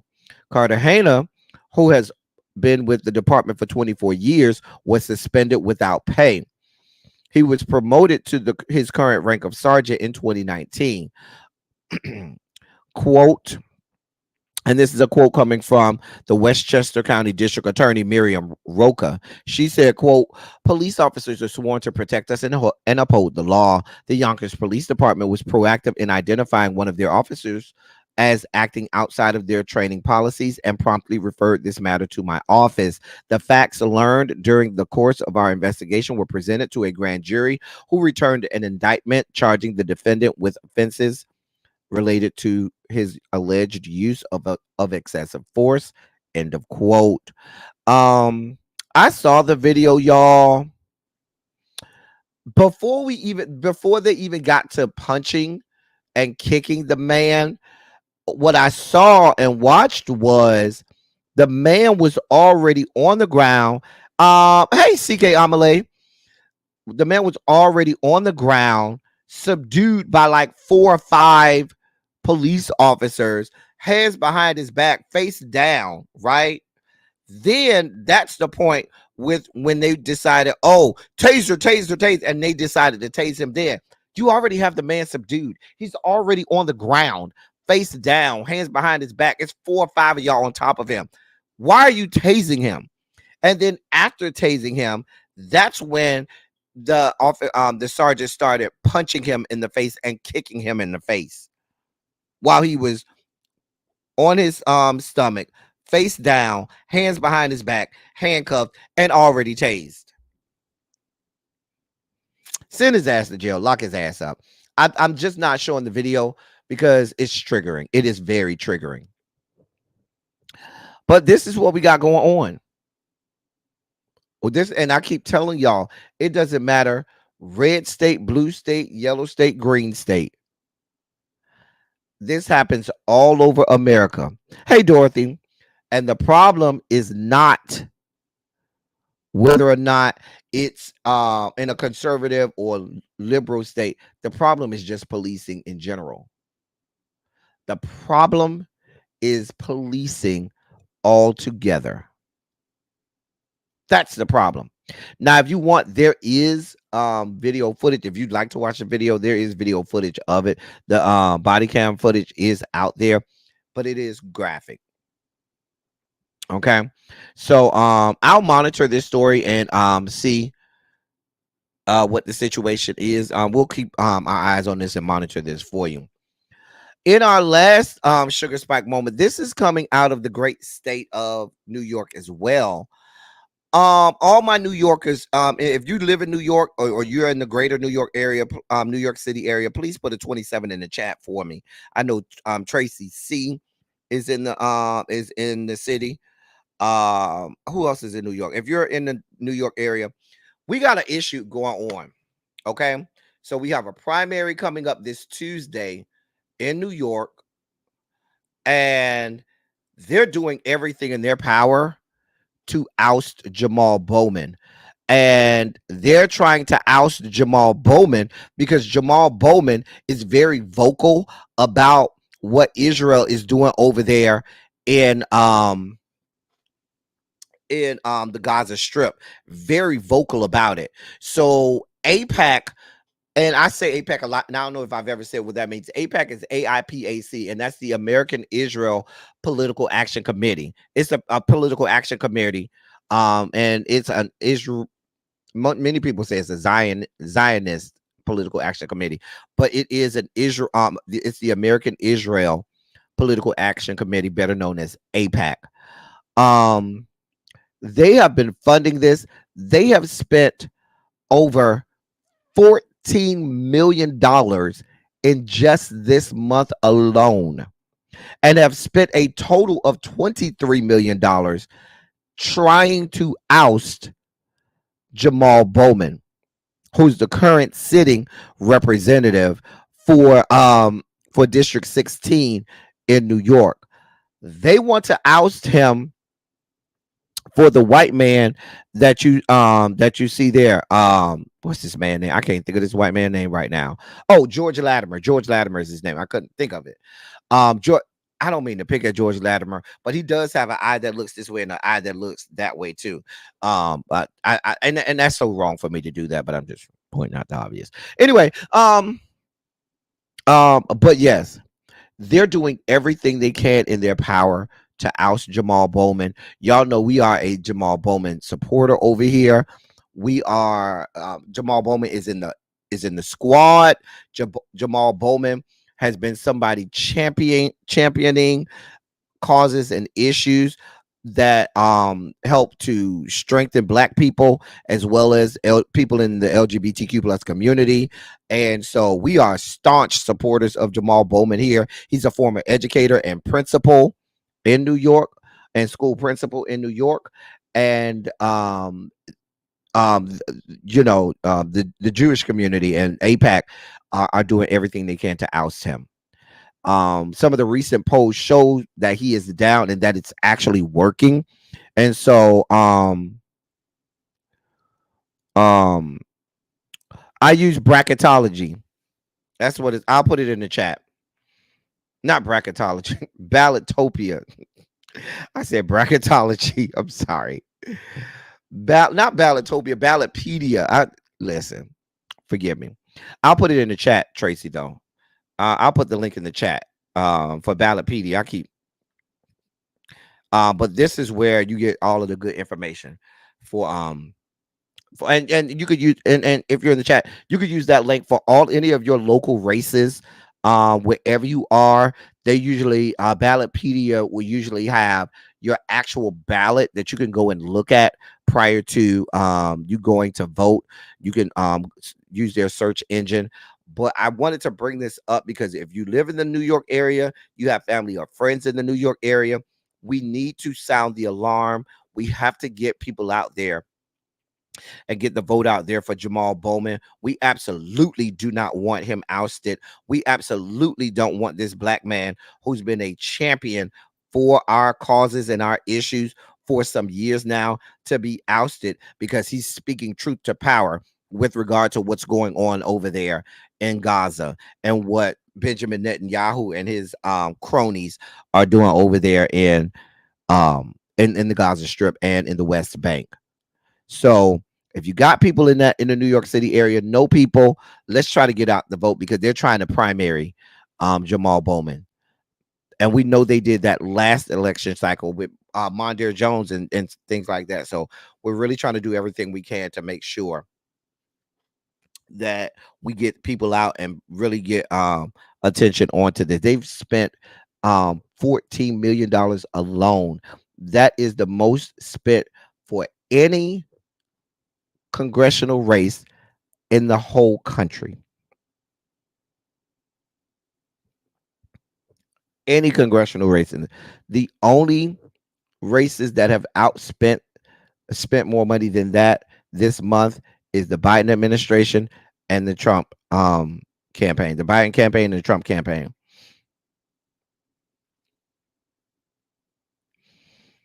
I'm wondering about when he gonna be called on the glory too. But you see these people, they seem to live a long time. They like cockroaches. Yeah, Cassandra and Yana, they are doing APAC is doing everything in their power to oust this black man. And we got to make sure that he's done right by us over the years, and we got to do right by him and make sure that we get people out there to vote because they're trying to get Jamal Bowman out of that seat. So talk to your people in New York. Let's get out to vote in the primary. I know a lot of people don't really vote in the primaries, and that's what they're banking on. They're banking on people not really caring about the primary and just waiting to the general election. If you're in New York, this is not the time to do that. You need to get out. You need to go vote and make sure that we keep people on the ballot because I'm telling you what they're fearful of. They're fearful that if this white man gets in there and wins the primary, they could actually see the Republican nominee win that seat. So we gotta do the right thing. So I just wanted to bring that up, bring that to light today. We'll be monitoring that this week, the Jamal Bowman race. It's time for Kanaki's Kaki's Corner. Since we're talking politics, we are going to my great state of Florida. Oh yes, that's the Sunshine State. And today we're going to focus on the Senate race in the great state of Florida. Trick Scott's seat is up for re-election. Now, on the Democratic side, we have the Florida primary is in August. It's on August 20th, and these are the candidates. Right now, the front runner who's absolutely going to win this race is Debbie Mercarsel-Powell. Debbie Mercarsel-Powell, she pretty much she's not going to lose. She's already pretty much secured this seat. This primary on that side, and then on the Republican side, the incumbent Rick Scott, he has, pretty much he's going to be the nominee. So, but I've mentioned this case because Florida is not as red as people believe it is. Every successive poll that comes out, Debbie McCarcel-Powell is gaining ground on Trick Scott. I keep calling the man Trick Scott. His name is Rick Scott, but I call him Trick Scott. He's the former governor of Florida. I could never stand that bastard. He's the same bastard that stole hundreds of $1 million from people through his through medical insurance fraud and stuff like that. But that's a whole nother story for a whole nother day. Yet he sits in the United States Senate. Anyway, but Debbie McCarcel-Powell is gaining traction. Not Lex Luthor. I like that BAP. Is gaining traction. And I told y'all that when Governor Death Sentence lost his presidential campaign, that grip hold that the Republican Party had on Florida started to loosen because they just don't like losers. In the Republican Party and in Florida, they don't like when you lose in grand fashion like that. And so Debbie McCarcel-Powell is gaining traction. Lex Luthor, Trick Scott, former Governor Rick Scott, is on record saying he wants to do away with Social Security, Medicaid, and all other government programs and entities like that.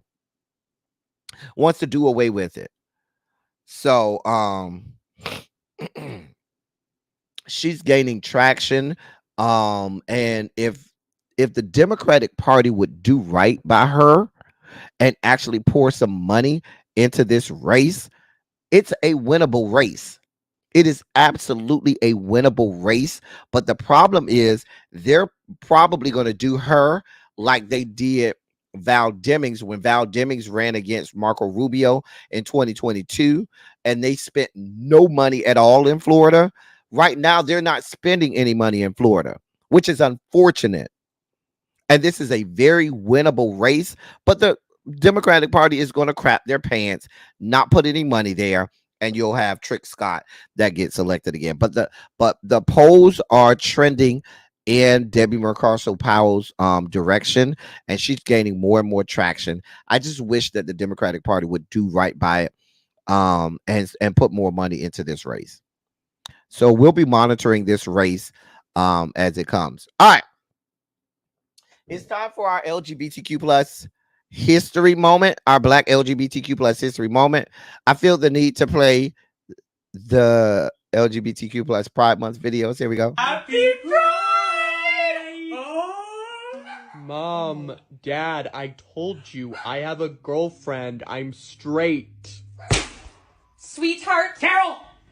No son of mine will be straight. Sweetheart, I know that you are young and you are confused and all your little perverted friends on the internet have told you that being straight is cool. But the first day of Pride is not the time. You are not my son. All my life I've pictured myself sitting on the couch with my son watching The Real Housewives of Beverly Hills, and you've taken that from me! No, you know what? No one can take that from you. He is in there somewhere. Our son is somewhere inside of that golf-playing, beer-drinking demon. Look at her in the eyes. She does not deserve this. Look at Lady Gaga! Today is the first day of Pride. I have made you this cake. Your grandmother is downstairs, and she has bought you a new mesh crop top. You will wear it today with a smile on your face and a hard seltzer in your hand like the twink power bottom we raised you to be. And I'm eating this. No, sweetheart, that has gluten in it. I love that video. And I love this one. Tyler. Happy gay month, because you know you gay and stuff. Okay, thank you. He gonna go Tyler. gay balloon because it's got all the colors because it's gay. Okay. And I got Skittles because it got a rainbow on it. Okay. And I got the cookie cake. It's the be who you are for your pride. Thanks. This is my Pride Month. Why did you do this? Why are you doing this? What? Because you're gay. Because you gay. Be who you are. God. All right, our first lesson in Black queer history. Our first person is Lulu Merle Johnson, and I told y'all this month we would feature people who you have not heard from, or not heard from, but heard about. And so I definitely wanted to highlight some people who are important to Black queer history, and wanted to shout them out. Lulu Merle Johnson was a pioneer in education and the first African American woman to earn a PhD in the state of Iowa. Born on September 14th, 1907 in Gravity, Iowa, to Jeanette Burton and Richard Johnson. Her mother was the daughter of freed slaves, and her father was formerly enslaved, owned and operated his own barbershop. The family were the only Black residents in their town and were highly respected. The Johnsons moved to eastern Iowa when she started, when Lulu was entering her senior year in high school. In 1925, she graduated from Clinton High School, where she was captain of the girls' basketball team. After graduation, she enrolled at the State University of Ohio, State University of Iowa, now the University of Iowa. Out of the 2,000 students, there were only 64 Black students, 14 women, and 50 men. University housing was segregated, so she and the other Black students had to reside in off-campus housing. Lulu Johnson obtained all three of her degrees from the University of Iowa. She earned a Bachelor of Arts in History in 1929, followed 1 year later by a master's. Throughout the 1930s, Johnson worked on a doctorate in American history. She received support from the Rockefeller Foundation. Lulu Johnson, a member of the Alpha Kappa Alpha Sorority Incorporated, challenged the university's racial structure. As an undergraduate, she insisted on sitting in the front row seats assigned to white students in her political science class. As a graduate student, she protested the university's pool policies, where Black students were not allowed to swim in the pool. All University of Iowa students were required to pass a swimming test. The university was willing to let Johnson, as well as other Black students, waive the test in order to keep them out of the pool, so they would not have to drain and refill the pool for the white students. Lulu and the other students informed their instructor that they would attend class at 5 a.m. and take the swimming test, making the pool unusable for the rest of the school day. Her action ended the university's racially discriminatory pool policy. In 1941, Lulu Merle Johnson became the first African American woman to earn a PhD at the University of Iowa. Her thesis was, quote, "The Problem of Slavery in the Old Northwest, 1787 through 1858," end of quote. She held academic appointments at a number of HBCUs, including Talladega University in Alabama, Tougaloo College in Mississippi, Florida A&M University, and West Virginia State College. In 1952, she accepted a position at Cheney State College in Pennsylvania, where she was a history professor and dean of women. Dr. Johnson retired from Cheney State as the director of the Department of Social and Behavioral Science. She moved to Millsboro, Delaware, and spent the remainder of her life traveling with her partner, Eunice Johnson. She died on October 18th, 1995, at the age of 88. In 2018, the Graduate College of the University of Iowa established the Lulu Merle Johnson Fellowship, which provides funding and support for PhD students for underrepresented racial and ethnicity minority groups. On June 24th, 2021, the Johnson County Board of Supervisors voted unanimously to change the county's name to Lulu Merle Johnson County. The county was originally named for Vice President Richard M. Johnson, a slaveholder who never resided in Iowa and claimed credit for killing Shawnee Chief Tecumseh during the War of 1812.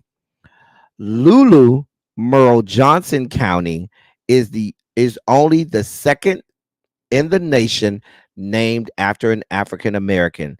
The other is Martin Luther King County in the great state of Washington. The University of Iowa, where Lulu Johnson received her education, is the county seat of Johnson County. And that's Lulu Merle Johnson, who was a lesbian and who was a great educator and great woman in LGBTQ plus history. And that is Dr. Lulu Merle Johnson.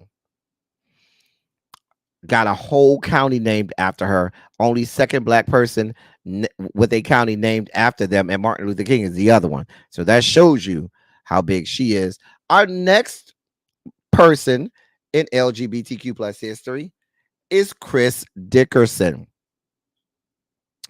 Chris Dickerson, born Henry Christoph Dickerson, was the first African American to become Mr. America.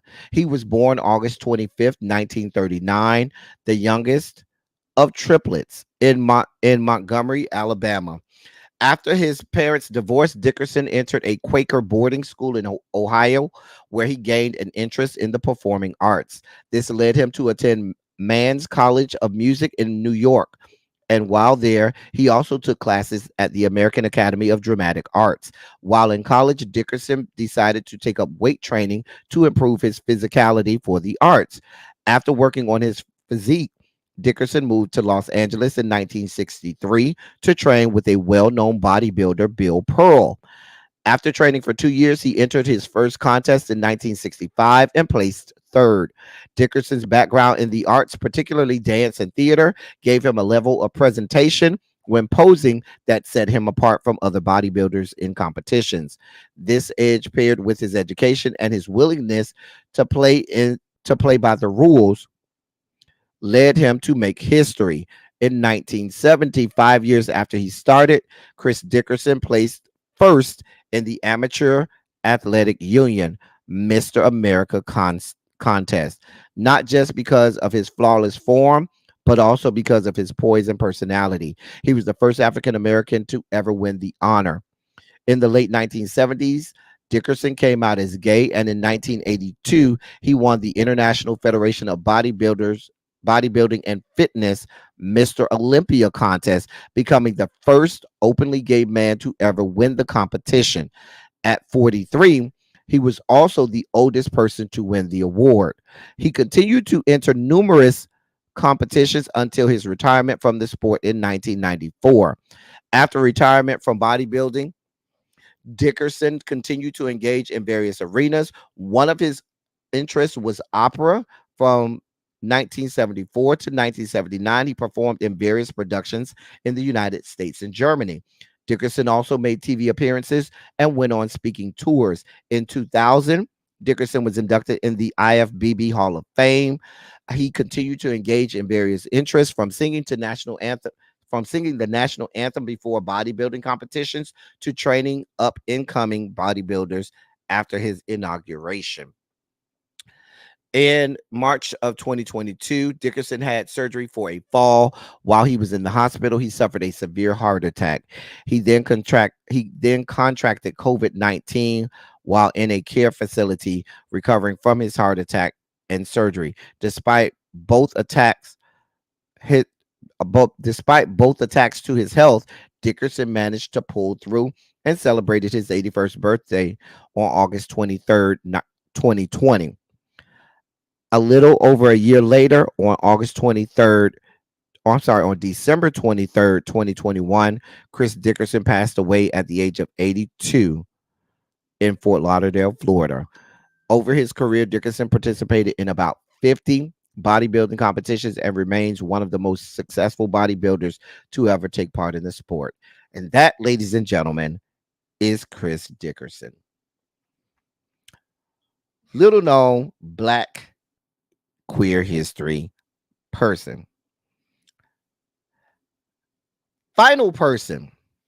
This is a story y'all need to hear. We hear a lot about drag queens. We got a whole show called RuPaul's Drag Race that celebrates drag queens. And when you hear all of this legislation, you often hear them talking about drag queens. But let's get the story of one of the early drag kings and pioneers of drag kings, also a pioneer in the Pride movement. Here's the story of Stormé Delavery. Stormé Delavery, a gay rights activist best known for her part in the Stonewall uprisings, was born in New Orleans, Louisiana in 1920. She celebrated her birthday on December 24th, but was not certain of her true date of birth. Stormé was born to an African-American mother who was a servant to a white homeowner who happened to be her father. Delavery grew up in the South, but eventually her parents married and the family moved to California. Delavery spent the years between 1955 and 1969 as the MC of the Jewel Box Review, a touring variety performance showcasing both black and white entertainers. The review featured men dressed in drag, while Delavery was the only male impersonator in the show. Notably, the Jewel Box Review was the first integrated drag review and drew crowds of both black and white audiences, even performing at the Apollo Theater in Harlem.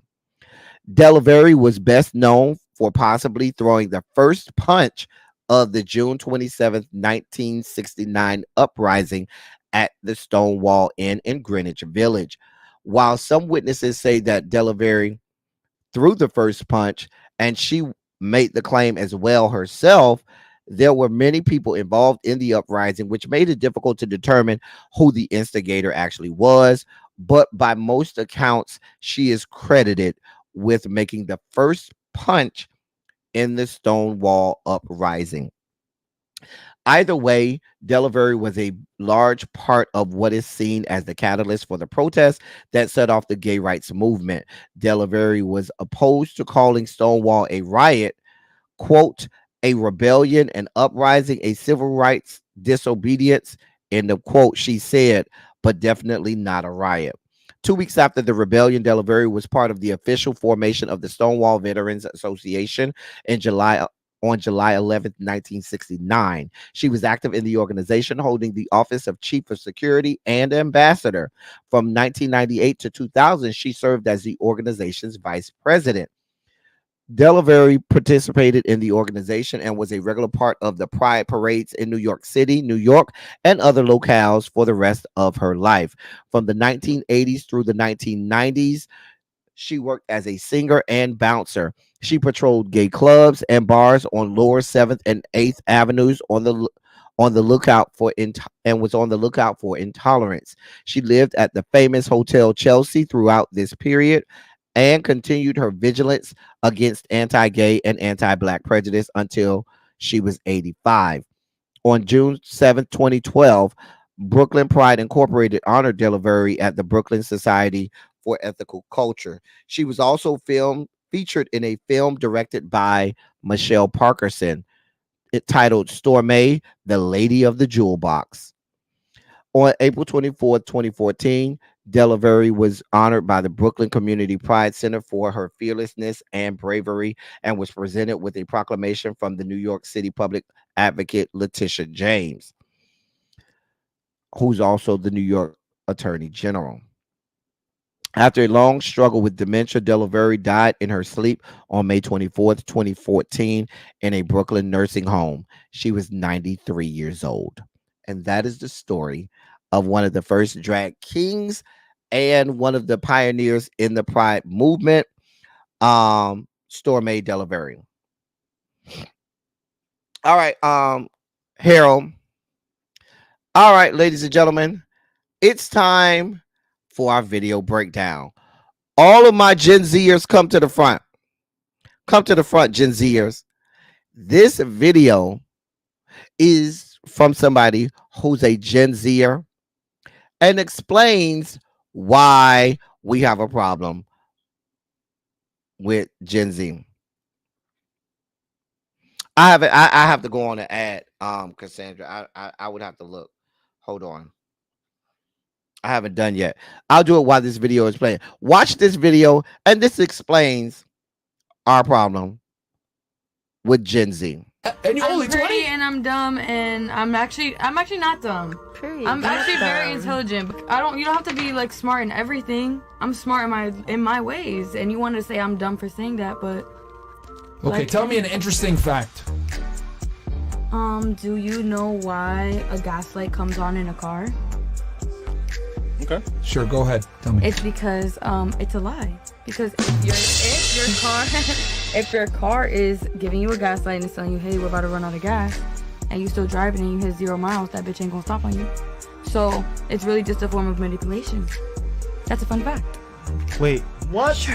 Tell me you're It's joking. true. Right? No, it's dead ass because it's happened to me. Right. It's gonna literally like turn off on you, but who knows when? That's why it's called a gaslight. We will never know. It's a lie. Yo, you know what comes on? To tell you to put gas in the car soon. What's happening right now?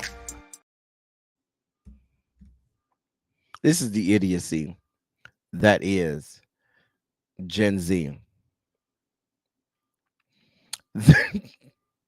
This explain there. I couldn't even find a video that would more so explain Gen Z. This is what we got going on, and I know some of y'all that are Gen Z. I know all my Gen Zers that come to my chat. They're not like this, but these are your people. These are your people. These are your people. Bab say that is why my uterus is closed. Girl. Cause listen, somebody tell her if that's the case, then never fill your car up with gas. Tell her to just go on a cross-country trip, and when she see the light on, just don't stop. It's manipulation. Just keep going. Let me know how that works out.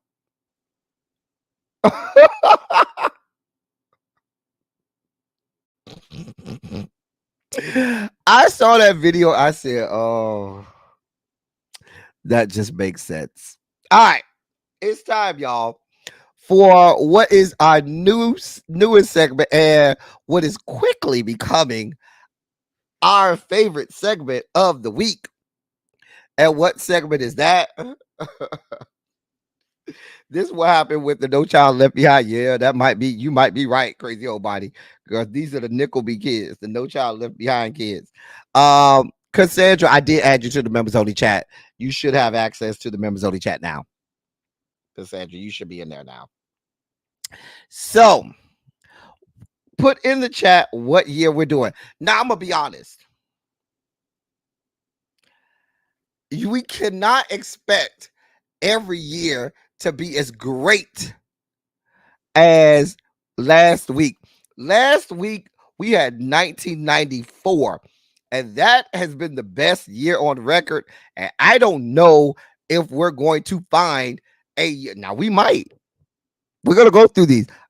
It's gonna be hard to find a year that lives up to 1994.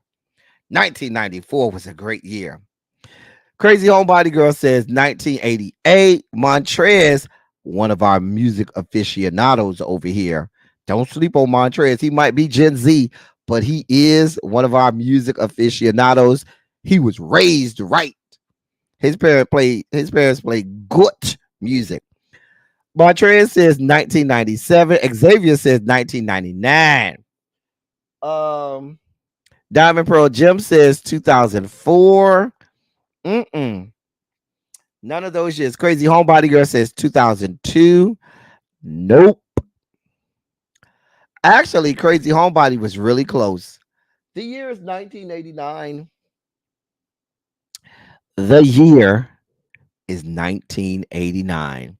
If you're new here, this segment was created when that raggedy ass Rolling Stones best albums of all time, and they had almost no R&B albums. So we decided that we would look at past years and pull out the best R&B, top 10 R&B albums of that year. Now, let me tell you, once again, we're not looking at the best single, the best song.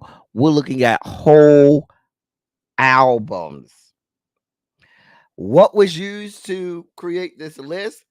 A combination of weeks and amount of time at the top of the chart that year. Also, the critical, whether or not it was critically acclaimed, and how most music critics looked at it, that album as well. So, is there an L Teddy 27 historian? I don't know. You would need somebody like Volvo, Monk Chip can go back that far. Patty Duke, who's in and out sometimes, can go back that far. Tracy can go back pretty far too. But I know Volvo, Monk Chip can go back pretty far. I know those two, outside of Ebby and Really B, they can probably go back the furthest, and they can really give you some history on this channel. Monk Chip says she graduated in 1988. Okay, well, this is 89, so you're going to enjoy this list. Now, if you were around during that time, you about to see, listen, if you were, I was a child at this time. I was a young child in 1989, a young child. And so I remember this, all of these albums. I remember the music. If you were around during this time, this was a great year for music. And when you see these albums, you're going to wax nostalgic, and you will go and create another playlist. Put a 27 in the chat if you went and created a 1994 playlist based on last week's The Year of Music. Put a 27 in the chat if you did that. If you made you a 19, because I showed when it made me a 1994 playlist, and it's sickening. Child Crazy Homebody Girl says she was a little bitty 4 years old.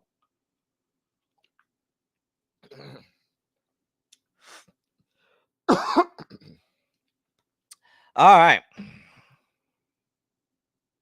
Bap says she was 4 as well. I added those songs to my 90s playlist. Okay. All right. Number 10. Jody Watley, Larger Than Life. Listen, let me tell you something. When Jody Watley left Shalimar and came out with this album, Mama came and got in her bag. Jason said this was his senior year. Yeah, Danny also goes back to Danny's also somebody who can be a historian. Danny goes back to the early days of this channel too, 2019. Yes, Danny was here as well. I forgot about Danny. How many of y'all remember this album? Friends was my shit. Do you hear me? Friends was my shit.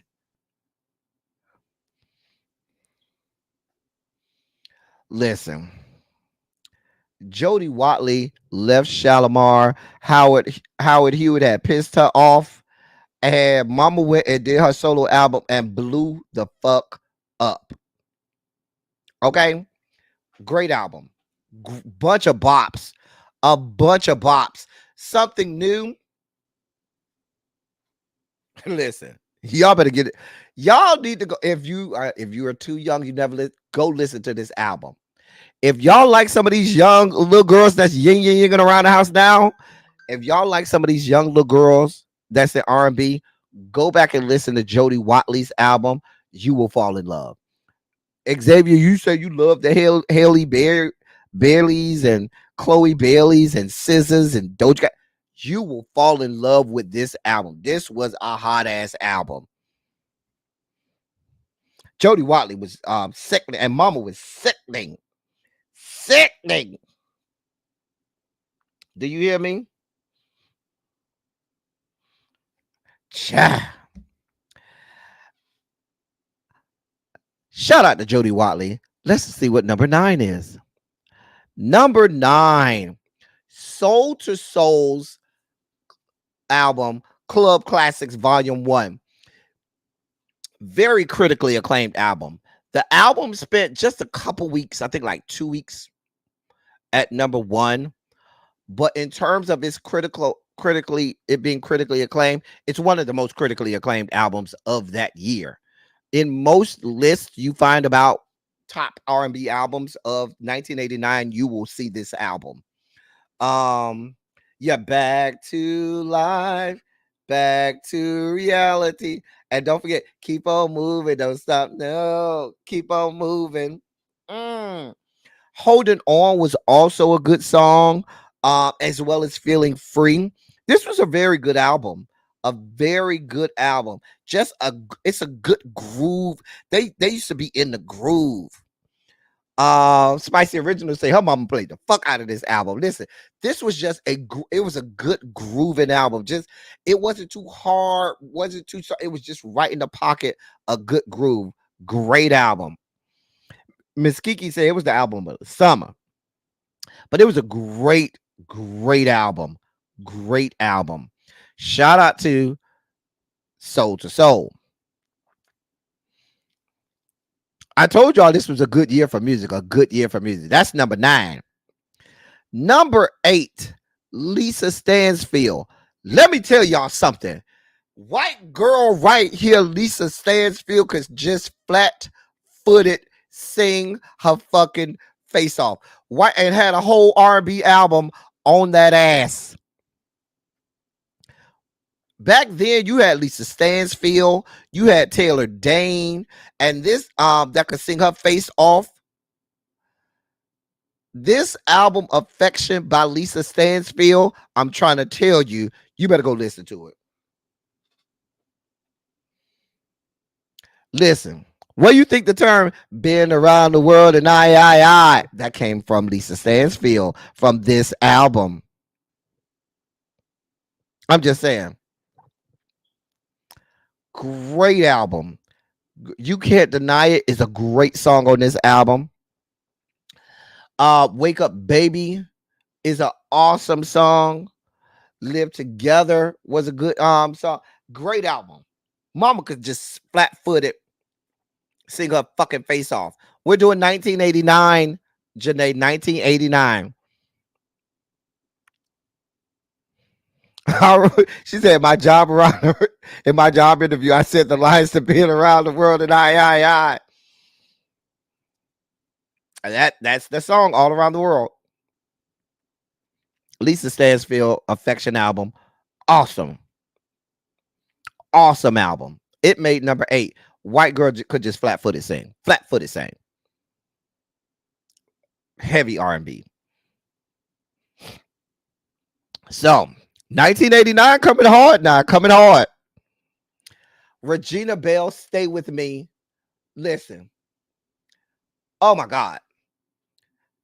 When I tell you, you can play this album,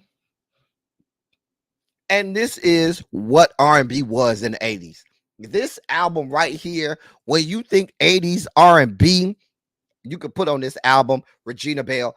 Baby Come to Me. Baby Come to Me. Baby Come to Me. Gotta have you. Listen. Baby Regina Belle was singing her fucking face off the whole time. Make It Like It Was is my favorite song on this album. I know you're able to make it like it was. Oh my God, that was my shit. When mama hits that modulation on Make It Like It Was, she'll owe me nothing. When Regina Belle opens her mouth and sings that modulation on Make It Like It Was, she don't owe me a goddamn thing. Don't owe me nothing. Don't owe me nothing. Daddy say school dances was the shit back in 89. Listen,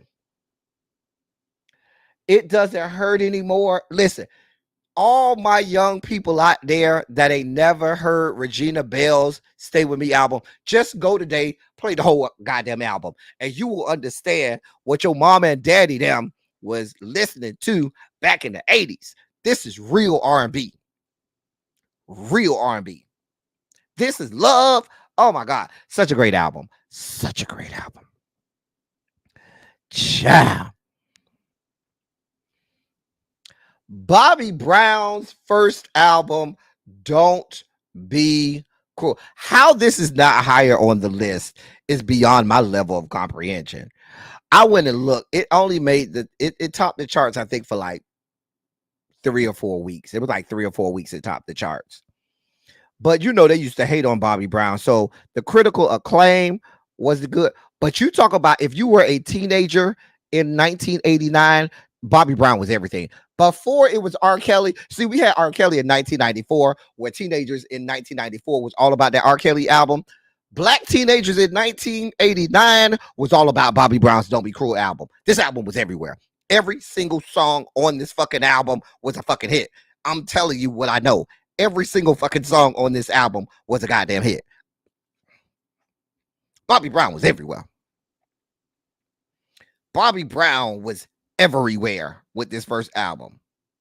Don't Be Cruel, My Prerogative, Roni, when he used to be at the concert and damn near getting naked, fucking women on stage. Remember that shit? I want to rock with you, baby, rock with you all night long. Every little step I take, I'll be good to you. Take it slow all day, all night. I really love you. There is not a single skip on this album. Every song was a hit. Every single song. Every single one. Every single song. I ain't mad at it. I'm mad that this wasn't higher on the list. Bobby Brown, Don't Be Cruel, should have been in the top 3. Should have been in the top 3. I'm just telling you what I know. No skips. Tell them, Tracy W, no skips. Number 5. Now, this album actually came out in 88, but it was still topping the charts all of the beginning of 1989. The entirety of January, the entirety of February, this album by Anita Baker was topping the charts. Now, if you go ask some of my friends, they will say this is their favorite Anita Baker album. I already told you what my favorite one was. We did that a couple weeks ago. I find it funny that I think every week we've done, Anita Baker has had an album.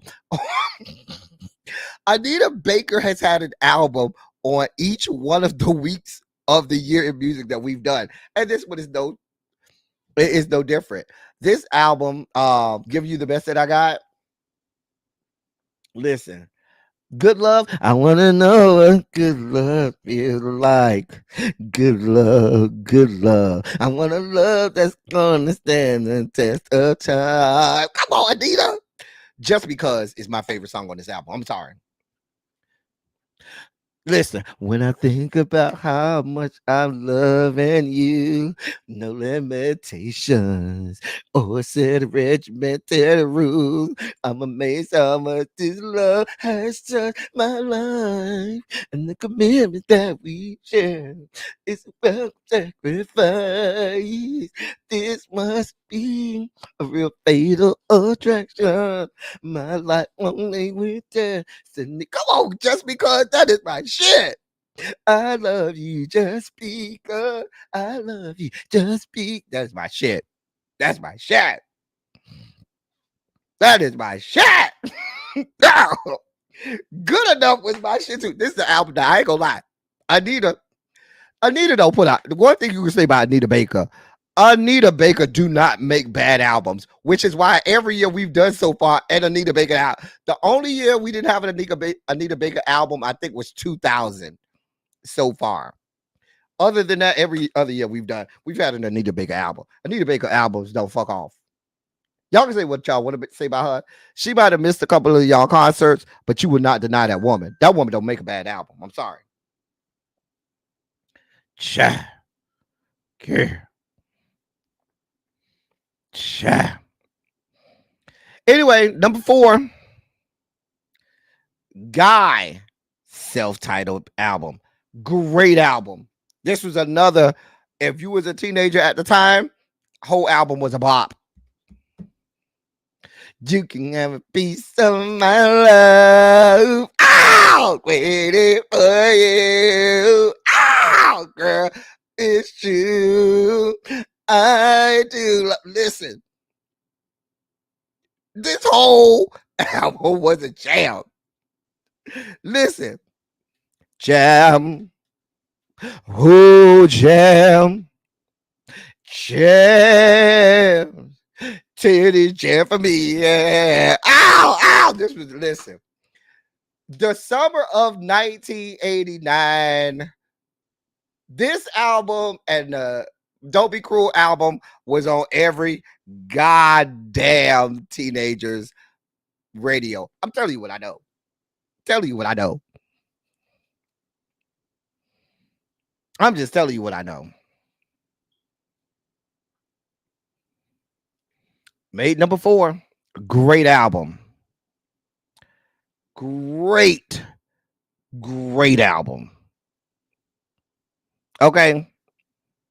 Just a fucking great album. Number 3.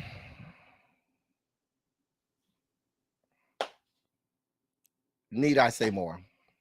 How this isn't number 1 is a travesty of justice.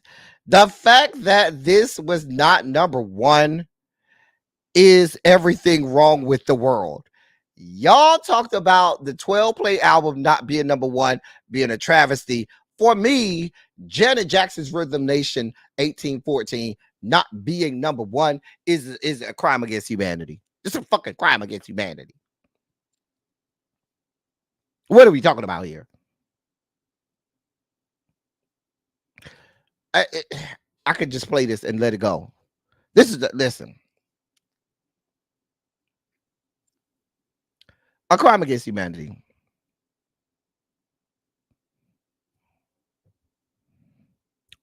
This is I mean, this is a crime against humanity. The fact that this is not number 1.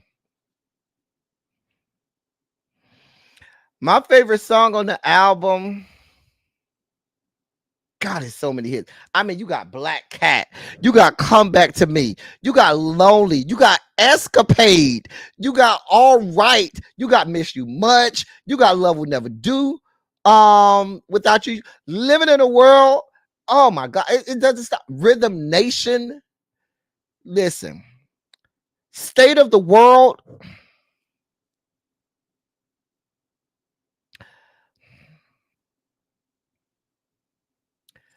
I don't know how this album. My favorite song on this album, believe it or not, is probably Escapade. I love Escapade. I don't know why. It's just so much fun to me. I actually love Come Back to Me because I love Janet's ballads. The people who write ballads for Janet write it for her voice, and she always sounds great on ballads. A crime against humanity that this album is not the number 1 album of 1989. I'm just saying. Just saying. But there's so many because I love Black Cat. I love All Right. Things come, things may go. I love the All Right video. The All Right video is a phenomenal video.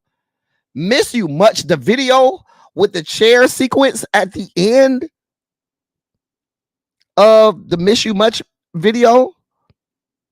We don't even have to touch the Rhythm Nation video because the Rhythm Nation video goes down in the pantheon of greatest music videos of all time. You look up greatest music videos of all time, the Rhythm Nation video is there. Is in the top 10 list of greatest music videos of all time. How this, I got to go on because it's a crime against humanity. Karen White's self-titled album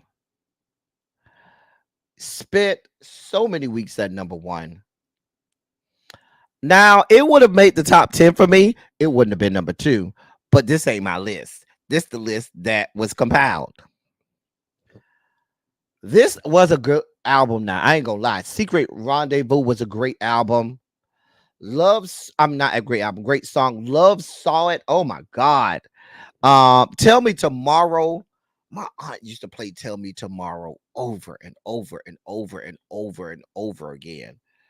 Of course, everybody knows Superwoman. Family Man was a good song too. Great album. Spent a ton of weeks. Album spent a ton of weeks at number one in 1989. Great album. Shout out to Karen White. We don't hear enough of her. She's still alive and kicking. All of these tours that they got with people, coming back from back in the day. Girl, go out there and make your money. Number one album. This would have been the number 2 album, and Janet would have been the number 1 album for me. But this is Babyface, Tender Lover. A great album. It's Babyface. Of course, it's absolutely critically acclaimed. Absolutely spent weeks and weeks and weeks at number 1.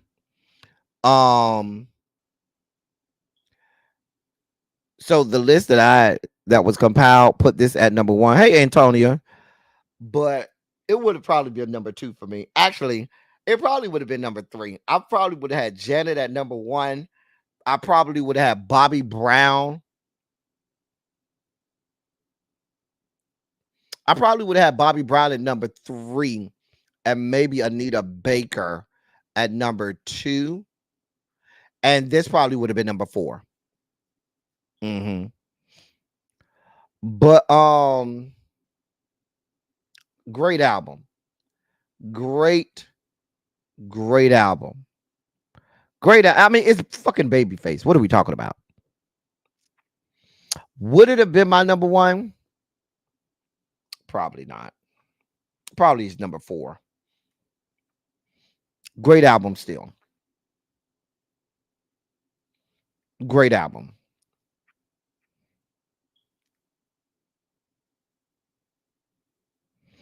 Tracy W, you say it's one of her favorite Babyface albums. Crazy Homebody Girl, you say you put that at number 3. Diamond Pearl Jim says she got Janet, Anita, Babyface, then Bobby. Okay. Danny say this was the summer makeout album. Antonia says, "Oh, this her album." Sunshine is a good song though. Don't get it twisted. This album is filled with great songs, but the thing about it is, do I put it ahead of Janet? No, I can't put it ahead of Rhythm Nation. I'm sorry. Do I put it ahead of Anita Baker? Giving you the best that I got? No. No. Do I put it ahead of the Bobby Brown Don't Be Cruel album? No. Now, I mean, he did write. Didn't he write most of the Bobby Brown Don't Be Cruel album? I think Babyface wrote most of that Bobby Brown album, if I'm not mistaken.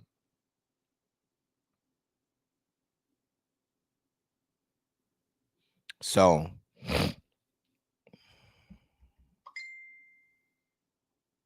Keith Sweat should have been mentioned for sure. Keith Sweat had a great album that year. I'm surprised he didn't make the list. He ain't my list. I don't know. Did he have an album in 1989? Maybe he didn't have an album that came out that year or didn't chart that year. We'll know. Okay, yeah, he did write Bobby. I thought he did. I thought he wrote most of Bobby Brown's album. Janet, Bobby, Babyface, Anita is your top 4. Okay, Miss Baythang.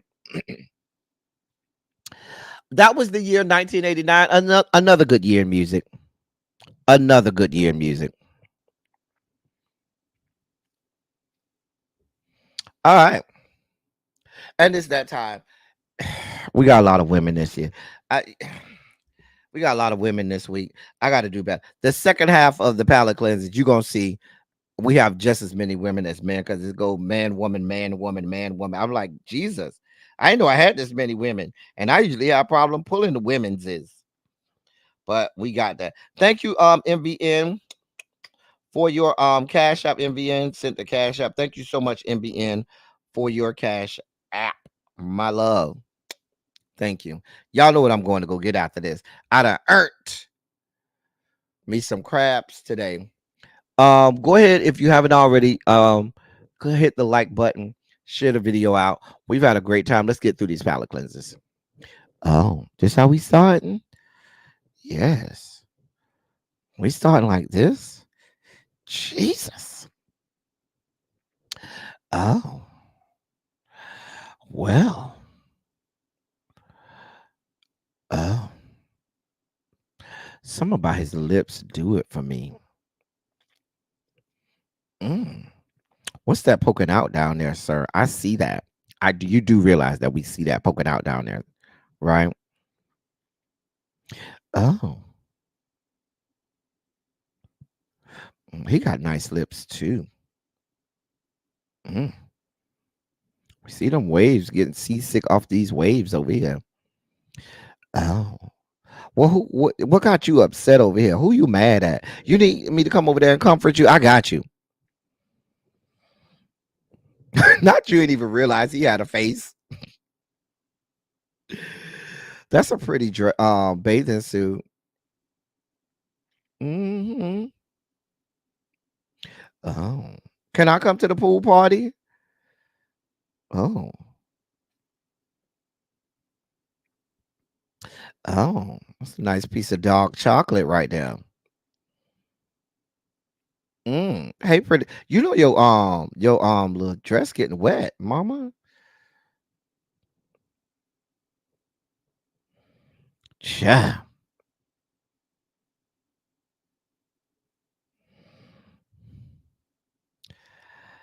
Cassandra, you may be in luck. We'll see. I don't know what's in here.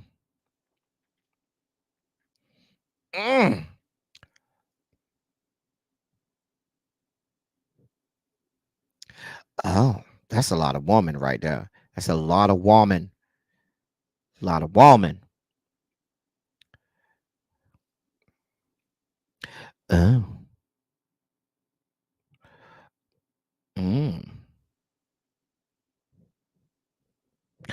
Oh. I'm mad your abs look better than mine, ma'am. You need me to put the list on my community wall? The list of the top 10? Which list, Danny?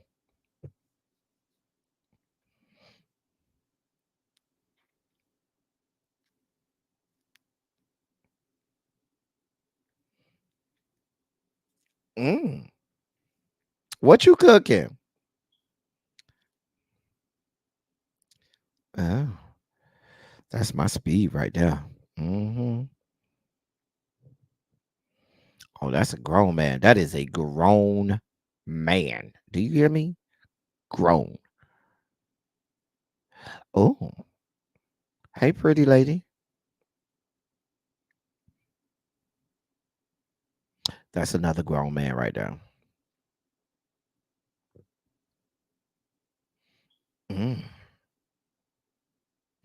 Oh.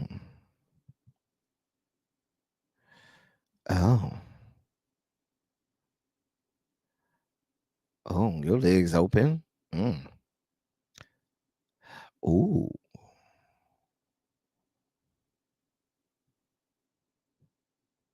Oh. Ow. Danny, what list? What list you talk about, Danny? Where's Cassandra? Cassandra, there you go. You're in luck. There's Ja. How you knew I was gonna have Ja Morant in this week's palette cleanser? I might have to do Shay next week though.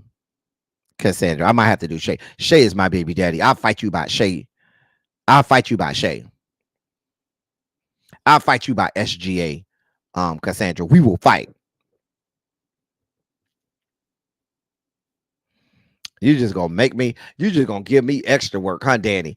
I do enough work putting in 5 hours, 6 hours to produce the show. Now I got to do extra work and put the list on the community wall. Just make me do extra work, right?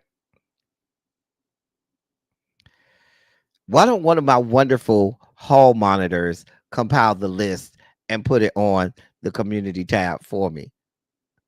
Well, no, or put it in the members only chat and then I can copy and paste it and put it in the I can copy and paste it and put it on the community tab. God, it's gonna be a lot of typing for me.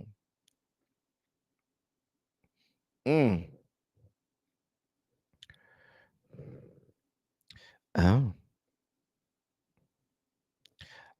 Oh, that's a grown man right there. Oh, yeah, that's a grown ass man right. That right there is a grown ass man. Oh.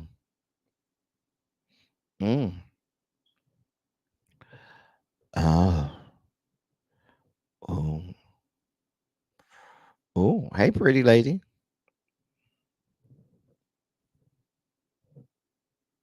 All right, Tracy W.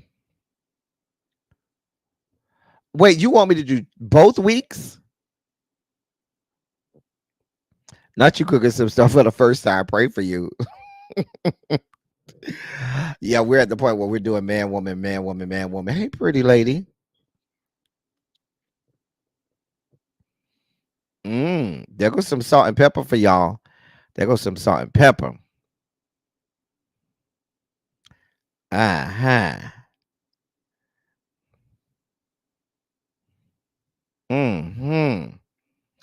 Oh.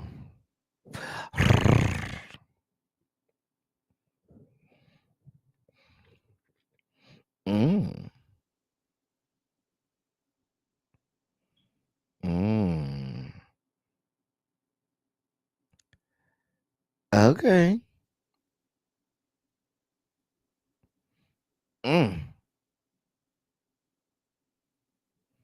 Oh.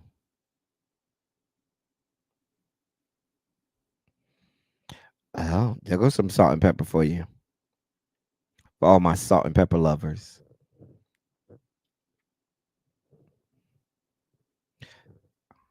Well then.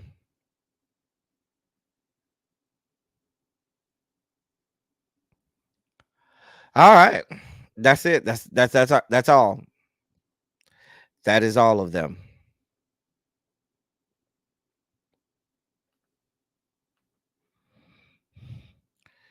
That is all of them. Listen, y'all. It's been another great silly Saturday. We've been on here almost 3 hours. Lord, I ain't even ate today. It's time for me to go get some crabs. Okay. It's time for me to go get some crabs. Did y'all enjoy today? If you enjoyed Silly Saturday today, go ahead and put a Shondo in the chat.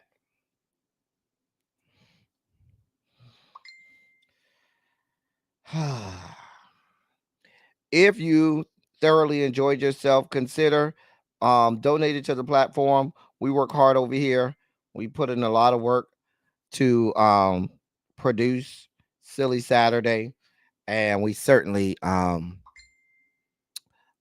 enjoy bringing it to you. We will not have Silly Saturday next week. The week after that, we won't. The next 2 weeks, I know we won't. Next week, I'll be I have an event next weekend, and then the following weekend will still be hey Devo Foster, I ain't seen you in a minute. The following week after that, we'll still be celebrating, really be down to the Turks and the Caicos. So the next 2 weeks we won't be doing Silly Saturday. The week after that, I got a busy summer. So yeah. But if I don't do it on Saturday, I'll try to do it like when I get back in town, like on a Monday, and do a Manic Monday like we do sometimes in lieu of Silly Saturday. We'll make it happen. Anyway, but I hope y'all yeah, I hope y'all enjoyed today. I enjoyed bringing it to you. It's time for me to go and eat. I ain't ate nothing all day. All I had was this coffee that was extra good, but your boy is hungry. I'm hungry. Real hungry. So I'm about to go get something to eat. As I always say, I love y'all. I love on y'all. Thank you all for being vocal, present, and active. Thank you for doing what you do. Thank you for any and all contributions that you make to the channel. They are much obliged. They're much appreciated. Danny, I'm gonna try to get those lists up there. I can't promise you I'll do it in the right after I get off of here. It may be either later tonight or early tomorrow, but I'll try and get those up there. because I got to type all of that stuff out. So, and I got to go and watch the videos and stuff like that. So I got to type all that stuff out. Anyway, us three together is always a good time, and we plan to have a good time to celebrate. Really be for her monumental birthday. I'm about to get out of here. Shout out to everybody. You know, y'all can catch me in the members only chat. I believe we have a live either tonight or tomorrow. I know we have a RuPaul's Drag Race live at some point in the next 2 days, and we also have to do a live on House of Fire. So, look for me there. That's all I got for y'all. Until next time, thank y'all for coming. Oh yeah, one more thing. Shout out to Monk Chip. Congrats on your being elevated to hall monitor level. Shout out to Monk Chip, our newest hall monitor. Anyway, that's all I got for y'all. Until next time, thank y'all for coming. Y'all drive safely. I'm out. Love y'all. Y'all have a good one.